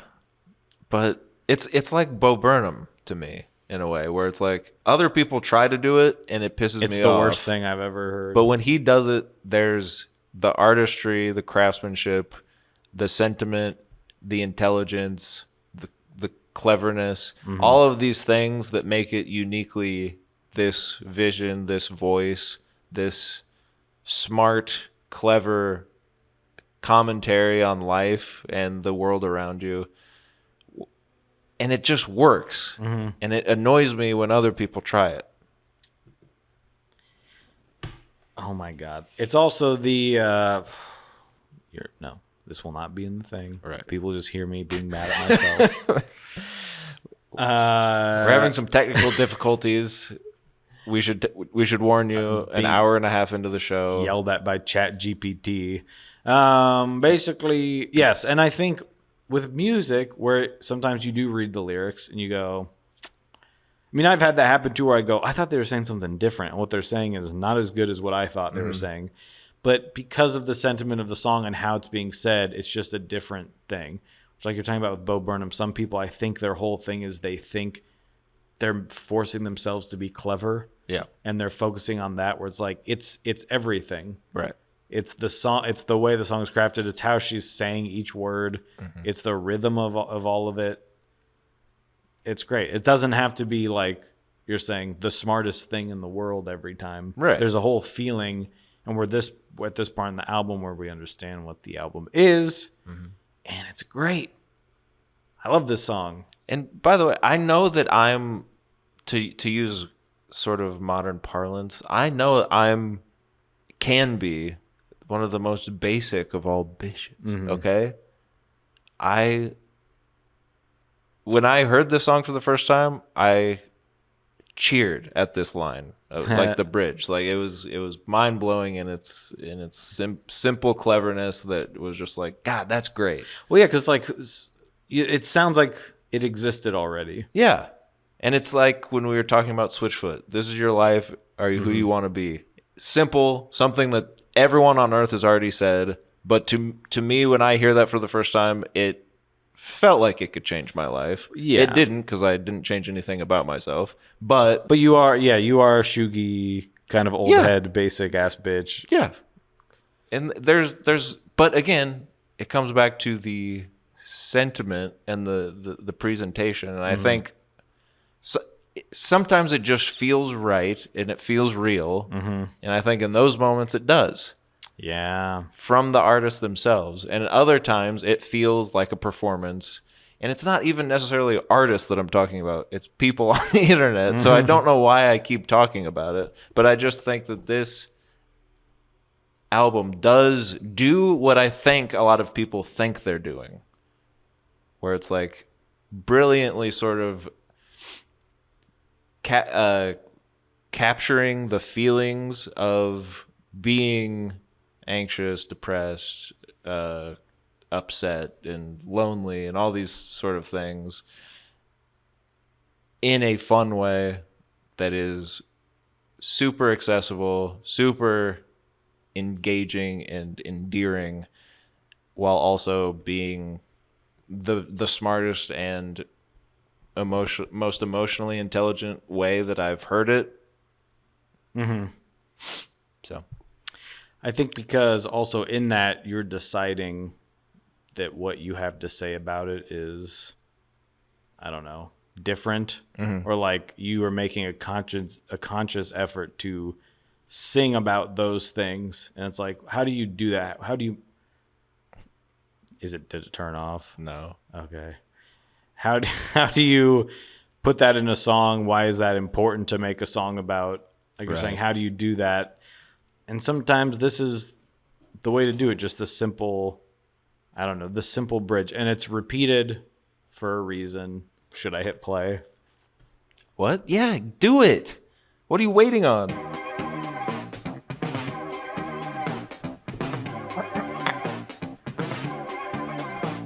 Standing here like I'm supposed to say something. Don't hold your breath. I never said I'd save you, honey, and I don't want your money. If I was you, I'd run from me or rip me open. You'll see you're not the only one who's hopeless. Be sure to put your faith in something more. I'm just a girl, and you're not as alone as you feel. We all got problems, don't we? We all need heroes, don't we?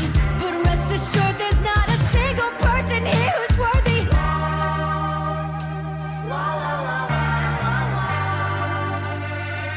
Don't let me let you down. Hey baby, I'm not your superhuman, and if that's what you want, I hate to let you down. I got your hopes up, now I got you hoping that I'm gonna be the one to let you down. Oh, it's such a long and awful lonely fall down from this pedestal that you keep putting me on. What if I fall on my face? What if I make a mistake? If it's okay, a little grace would be appreciated. Remember how we used to light ourselves? What little light that's left, we need to keep it sacred. I know that you're afraid to let all the dark escape you, but we can let the light illuminate these hopeless places. The coolest her voice has sounded Yeah. ever. Yeah. God. the cracking vocal at the end of the line into the sort of where I think they're playing into the pop sound of the album. Like, everything sucks. I'm not gonna like stop looking up to me.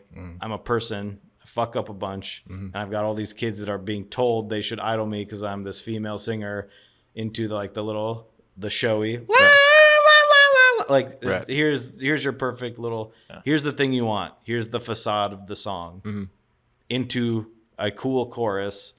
Puts this at my top of the list. Whoa! I don't know if that's true. There's some good songs on here, but it might be the top because her voice is cool. The sort of like looping sound in the back, and it's hitting on basically the thing that we talked about earlier, which is everyone looking at her. And I like before you say it, since you're always pulling up your favorite. Oh my god, and now I can't find it. Okay. Maybe I'm not. You're superhuman. If that's what you want, I hate to let you down or get your hopes up.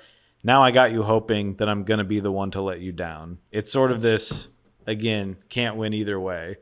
You are hoping that I'm gonna be this person to look up to. Then you're saying I'm gonna let you down, and then there's almost this sort of this idol worship of waiting for this person to fall. Like, I hope I get to see them crash. Like, either way, you're screwed. It's like they're waiting for something either way, and then it's like, and then you're getting that sort of either you don't do that and they're mad because you're doing well because they want to see something happen. It's this idea of celebrity and seeing the drama play out in people's lives. You can't win either way. And that's how I take it. Haley, we know you're listening to the show. Yeah. Thank you. Want to come on and let us know what you were thinking about the song you wrote 6 years ago. Hit us up. No, beautifully stated, buddy. Thanks. I think that's great. Just the title of the song is great. It's a play on and I know usually, and then we would be mad usually, but idol worship. I love this shit. The idea of basically that point, just sort of, this, you're not taking part in this. You're sort of waiting for something, for someone else to do something for you. It's scathing. She hates her fans. I love her for it. Every single time I hear the song, I get goosebumps when in the first verse, we all got problems, don't we? We all need heroes, don't we? But rest assured, there's not a single person here who's worthy. And she's kind of yelling it at you, and you're like, Jesus you Christ. Get scared, yeah. And then again, maybe it's just the yell that I'm like, grace would be appreciated. Yeah. And then the second one, but we could let the light illuminate these hopeless places. You sound like someone that's going to be in another song. Hey, baby, I'm not your superhuman. And I like when people are talking about dogs, and the dog, if the dog could talk, it would say human. Yes. My humans gave me treat. So I love that about this song. I just love this song. Yeah, it's tops for sure. It's in the top. It's got to be in the top 6. Chorus is great. Yeah, it's definitely in the top 6. That's what I mean. We get to this latter half of the album. I go, hoo hoo hoo. We're still doing. That's what I'm like. It's still. These are all good. It's still, yeah. What's going on? At a certain point, usually an album has a bad one, or just one that you're like, well, I can skip that. Usually, that's what I mean. None of these. I'm not feel skipping like, any of these. Yeah, no skips. No skips. And except no skips. No friend of mine would say that. I gotta pull the lyrics up for this one. It doesn't even give me all the lyrics. That's how much they don't know what's being said. Do you think they did this live, like the whole?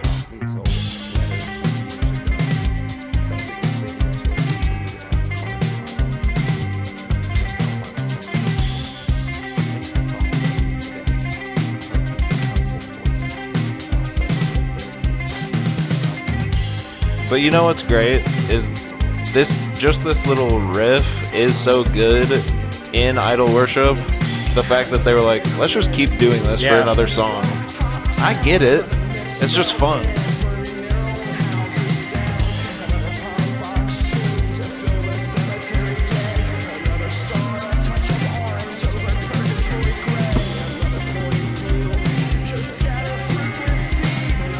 And it is a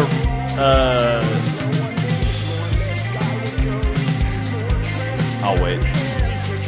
I mean, there's no chorus to get to. Just listen to the song. I like when it finally kind of opens up at the end. Yeah. It's just kind of well, cool. we'll never get there. No, that's fine. We don't need to. I didn't even. Yeah. It's the second part of idol worship. That's Yeah. why it plays right into it. Right.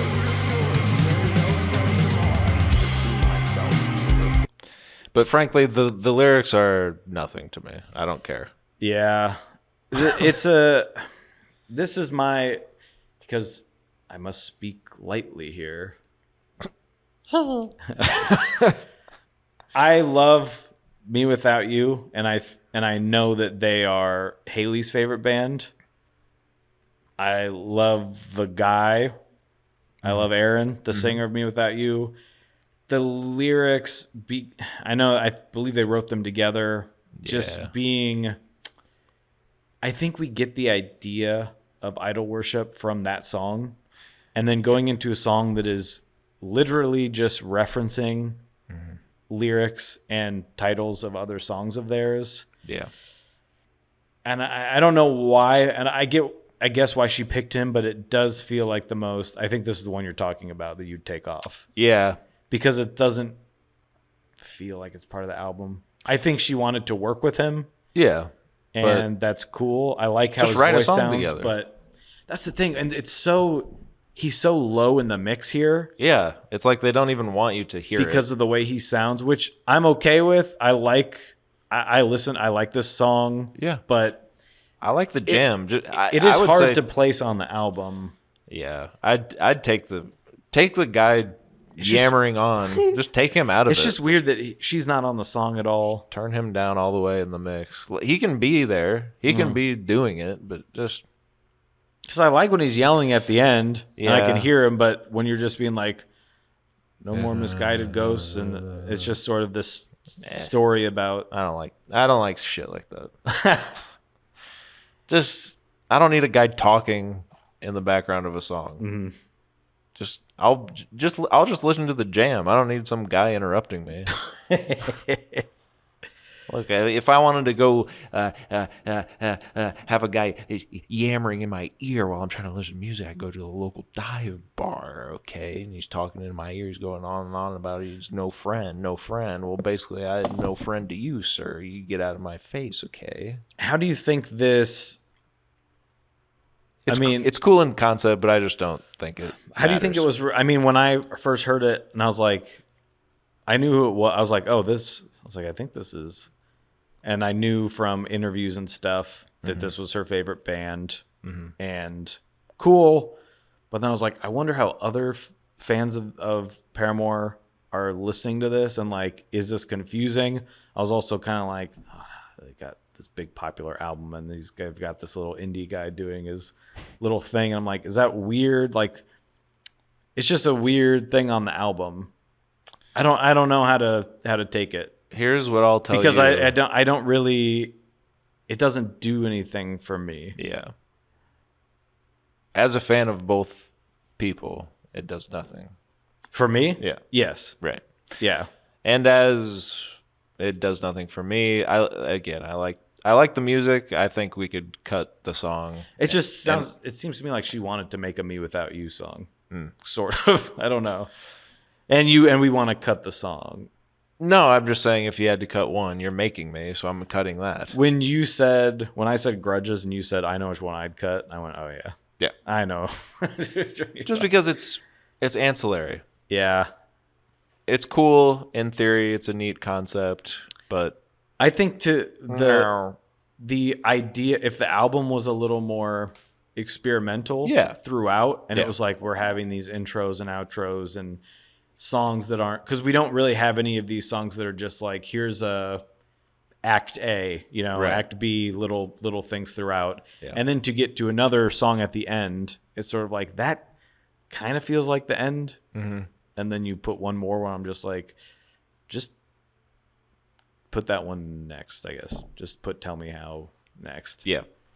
Which I I struggle with that because I like that, and I also don't want to be like they kind of did a weird thing that I'm not really sure how to feel about because I don't know how to feel about it.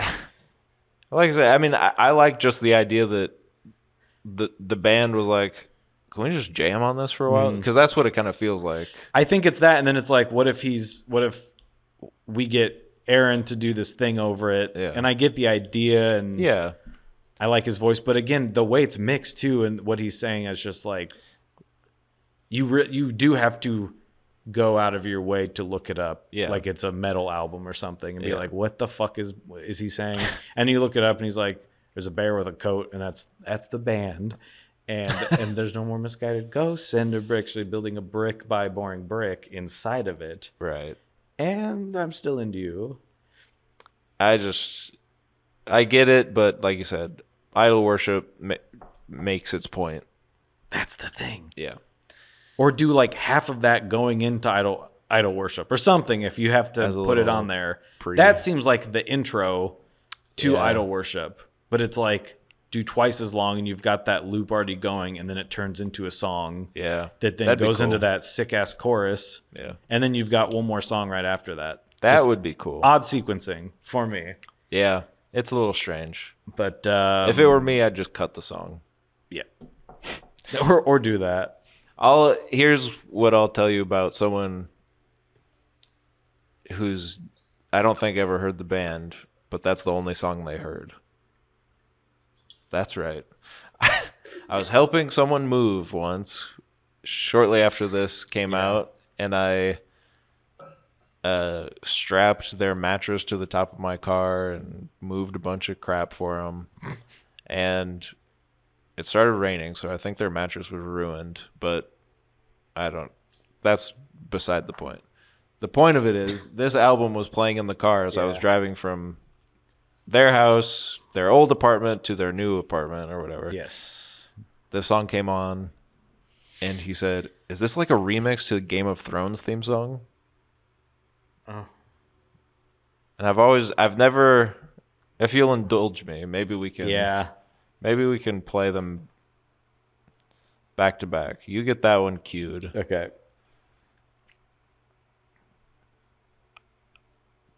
At the time, I said, no. And it isn't.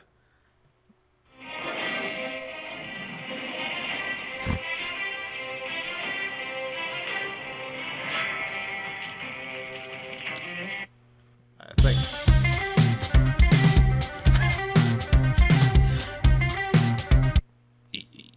You've got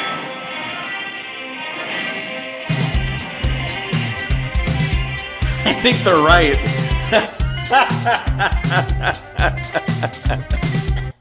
I think they're right. Yeah, it does kind of sound like it. I mean, what are you going to do? You got like 4 ascending chords or whatever. Yeah. I mean, it's all going to 5 ascending. Do do do do do do do do do do. And you've got some fiddle fucker over there. It's always going to sound similar. But yeah, That's funny. it's more similar than I thought at the time when I was like, no, you stupid piece But of then shit. someone's singing over, they're like, I know things and I drink and that's my thing. And my brother is my sister and them dragons will be mine. I think after he said that, I just turned the radio off. Opened his door and yeah, well the I could play the next song for you. You're just like, yeah, it's stupid. Take the CD out and crack it over their head. So anyway, if you were to go into the next song, what would you do? Tell me how. I do this.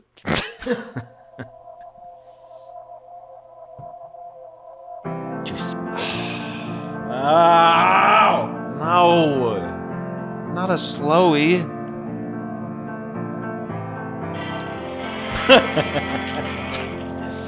What if it worked for all of them? Can't call you a stranger, but I can't call you. interesting. Wow. No, you think that I erased you. You may hate me, but I can't hate you. And I won't replace you. Tell me feel about you now. Tell me how to feel about you now. Oh, let me know. Do I suffocate or let go? Think I'm tired of getting over it and just starting something new again. I'm getting sick of the beginnings, and I always come to your defenses. Cause it's good to get it off my chest. I guess I can't believe I have it yet. You know I got my own convictions, and they're stronger than any addiction, and no one's winning. Tell me how to feel about you now. Tell me how to feel about you now. Oh, let me know. Do I suffocate or let go? Tell me how to feel about you now. Tell me how to feel about you now. Oh, let me know. Do I suffocate or let go? All right, we played me up until 2 minutes of that song. Keep me up with your silence. There you go. Oh wait, Take me down with your quiet. I just wanted to wait, get that. go to Oh the next yeah. one. Of all the weapons you fight with, Actually, can you hit play on that one more time? Yeah. your silence is the most violent. That just hits a different. Yeah. Of all the weapons you fight with, your silence is the most violent. This is a great ending track. Yeah. I appreciate their use of dynamics. You've got albums where they got their fast songs and then they go right to their slow song. But I like the songs that build. I like when they start adding in the elements. It's a slow song or it's a little bit more minimal and they start adding in stuff when appropriate. I'm not looking at you, 26. You're beautiful the way you are. You're 26. I love it. I remember when Ivanka was 26. It's me, Donald Trump Jr. So No, you add the little drum part. yeah, that sounds cool. And it's a nice way to end the album. And it never gets huge. Like the music swells in a beautiful way, but it never goes. I did not Tell do me that. Your cable's funked. It never gets like overly. It's just a nice way to finish out the album. Yeah, I like this. Know you see me dancing, wildly in the fog of your memory. You don't have to tell me, I can still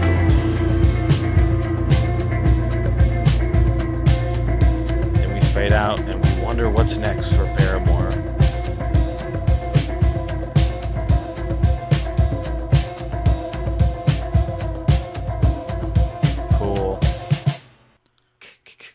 Cool. Great. Yeah. And what was next for Paramore? This is how? Is that what it's called? This is why. I think that's because that's just what she said in this song. Tell me how to feel about you now. Yeah, it's a great song, and it kind of recontextualizes the album. And not recontextualizes the album. It just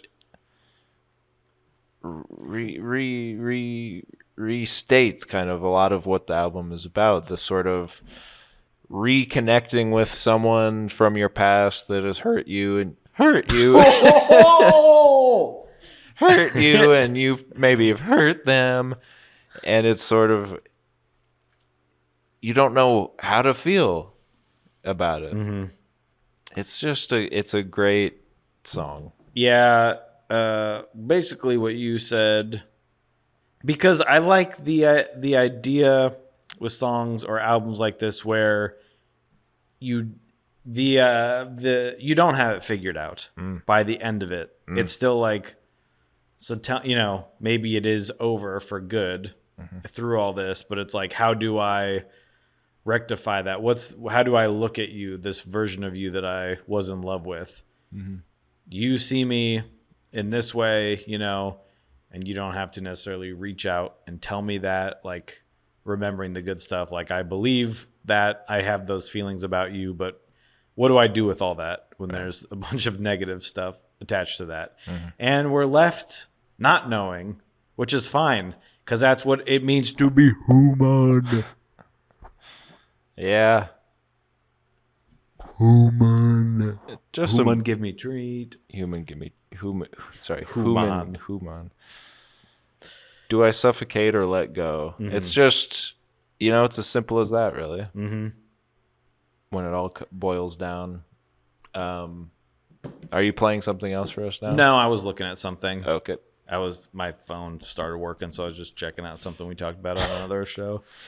So after laughter, and she's asked about what after laughter means, and it's sort of, she said that's just the face that someone makes after laughter is interesting because you wonder what made them come back to reality.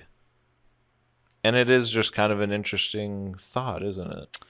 Yeah, That- sometimes after we laugh, we feel empty inside. There's emptiness, there's... A little death. The same feeling you get after you. Well, I think that's a good way to look at it, because it's like, what is, you've thought of this joyous thing, like Joy Behar. Yeah. This joyous like thing, and what is that thought you had Joy-ish. that made you not laugh anymore? What's the thing that's still on your mind? What is that? That moment of realness. That's not, and then there's no fake smile. Yeah. Yeah. I kind of sound like Aaron. There's no fake smile, and you could be 26. That's kind of what we do, though. Going into each song, Just we're repeat. doing what's on No Friend, where we go, and isn't that interesting how we're caught in the middle? Yeah, that's true. Show sucks. Well, look, there's not as much lively discussion about this album because I think we both agree that it's a great album. Did you think that I didn't like this album, or you just I liked wasn't it sure. and didn't know? I wasn't sure. I kind of got the feeling that because I think we both knew that each other liked Paramore at some point in our lives as friends and knowing each other. I think I knew that you fell off with them a little bit, and I also did. I felt the same way that you did about the self-titled, where I was like, I don't really know what to do with this. Yeah. Some of it's good. Some of it's good, but it's just like it doesn't feel real. Yeah. And then this came out, and I don't know. We just never talked about it, I don't think. I think there is also a thing of with albums like that, with bands from when we're younger. I think people go through a time of, now with bands, it's like, holy shit, that album came out 10 years ago. It doesn't feel like that, but I was 20. And so now they've got 3 albums, and it's like, I didn't realize that much time has passed. But when you go from listening to a band and you're like 14, and then the Paramore self-titled comes out and you're like, I don't know, 20 or 21. And it's sort of like, am I still listening to this? You know, I feel like you're in a different place. And you have favorite bands you listen to through all that stuff, but someone like Paramore, where they've gone through changes, and it's like, it's not really what I'm listening to right now, so maybe I'll get around to it, and then I don't. And then this one came out, and I wasn't living here, so I don't think we weren't talking. I don't know what you were listening to. Sure. This one came out, and I would listen to it every day. I was reading the book It at the time.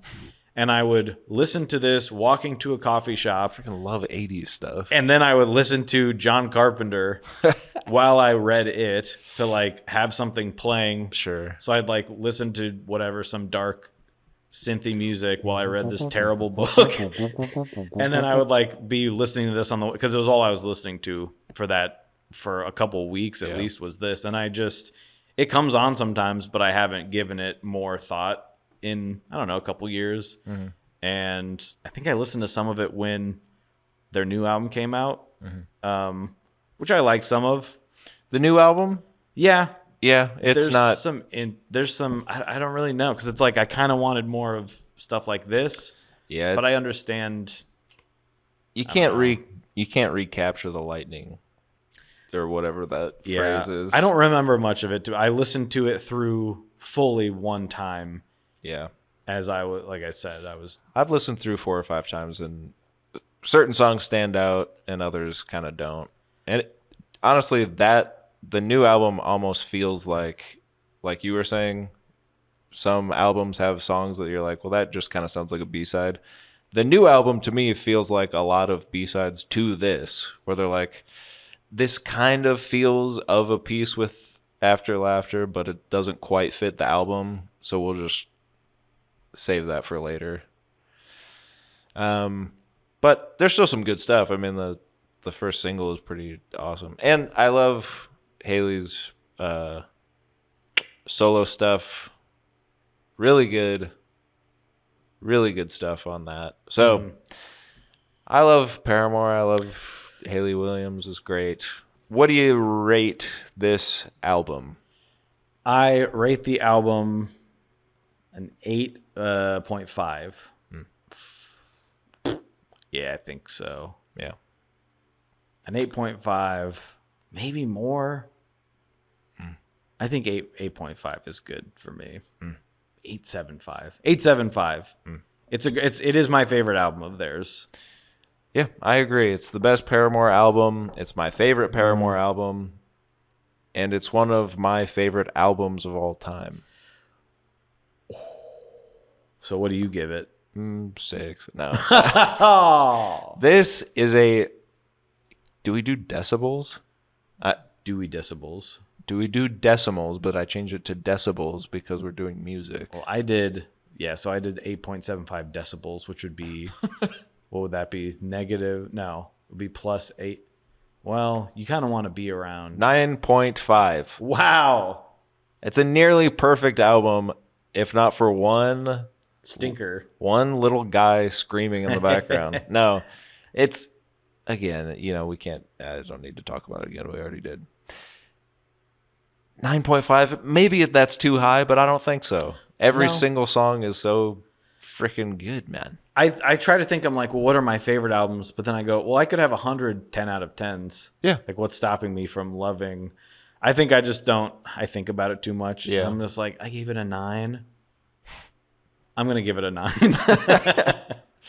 All right, well, that's Paramore After Laughter. Thanks for listening, everyone. Yes. It's a 9.5 and a 9 from Joey. Joey hated it. What are we doing next week, old pal? Well, isn't this interesting indeed, isn't it? So quick little story here, and since we're all friends, you'll listen to me now. Hear me now, of course, as I believe Adrian Brody once said on SNL, hear me now. He was pretending to be Jamaican. A couple weeks ago, before you picked this album, before anyone knew, I was thinking about a band I've listened to that I started listening to a little bit again, and I thought, this was like 3 weeks ago, I thought, I'm probably going to get to this album at some point. I don't have it on vinyl because it's hard to find. It's like $100 every time you try to find it. The band recently broke up, and they decided to do represses of all their albums. So I was on their site looking at all their stuff, and it was like, hey, orders are going to be delayed by like 5 weeks because we run the shop and we're not a band anymore. It was like, we have, whatever. They run it out of someone's house at this point. So I said, I don't need to get it, whatever. I'll like wait. Nothing was sold out at this point. I was like, I don't need to get this album and wait, whatever. Because I was like, we'll get to it eventually. Right. Little did I know, the very next week you would pick this album, which features a track number 11. I was trying to buy a Me Without You album, one of my favorites of theirs. I think maybe their biggest album that would be important to start at. As of yet, they still haven't shipped my effing album. But I said he picked it. And even before I got to that track, I knew it was on there. And I knew it was going to be your least favorite on the album because it's weird. It's not because it's weird. It's because it's nothing. Okay. Well, yes. Okay. It's nothing. It's a song that doesn't belong on the album. I'm fine with weird if that's what we're doing. But I like him. And that band and I started listening to that album again, and I said, well, this is touching on all this stuff I think Landon might be interested in. So we're going to do, and there's probably going to be a picture sitting here next week because they won't ship it to me. But I'm glad to finally have it coming. I ordered one of their first albums on cassette as well. I'm very excited. I'm sad they're not a band anymore. 2006, Me Without You album, Brother, Sister, is what we're going to review next week. Brother Sister by Me Without You. Brother Sister by Me Without You. And we're going to see, are they better than No Friend? Well, we'll find out next week. And unless you have anything else to say, that's been Landon. I've been Joey, and we are both Earbuds. Each week we listen to an album, here's our mind. Just know it's gonna take about 3 hours of your time to hear us complain or praise each other's taste. But no matter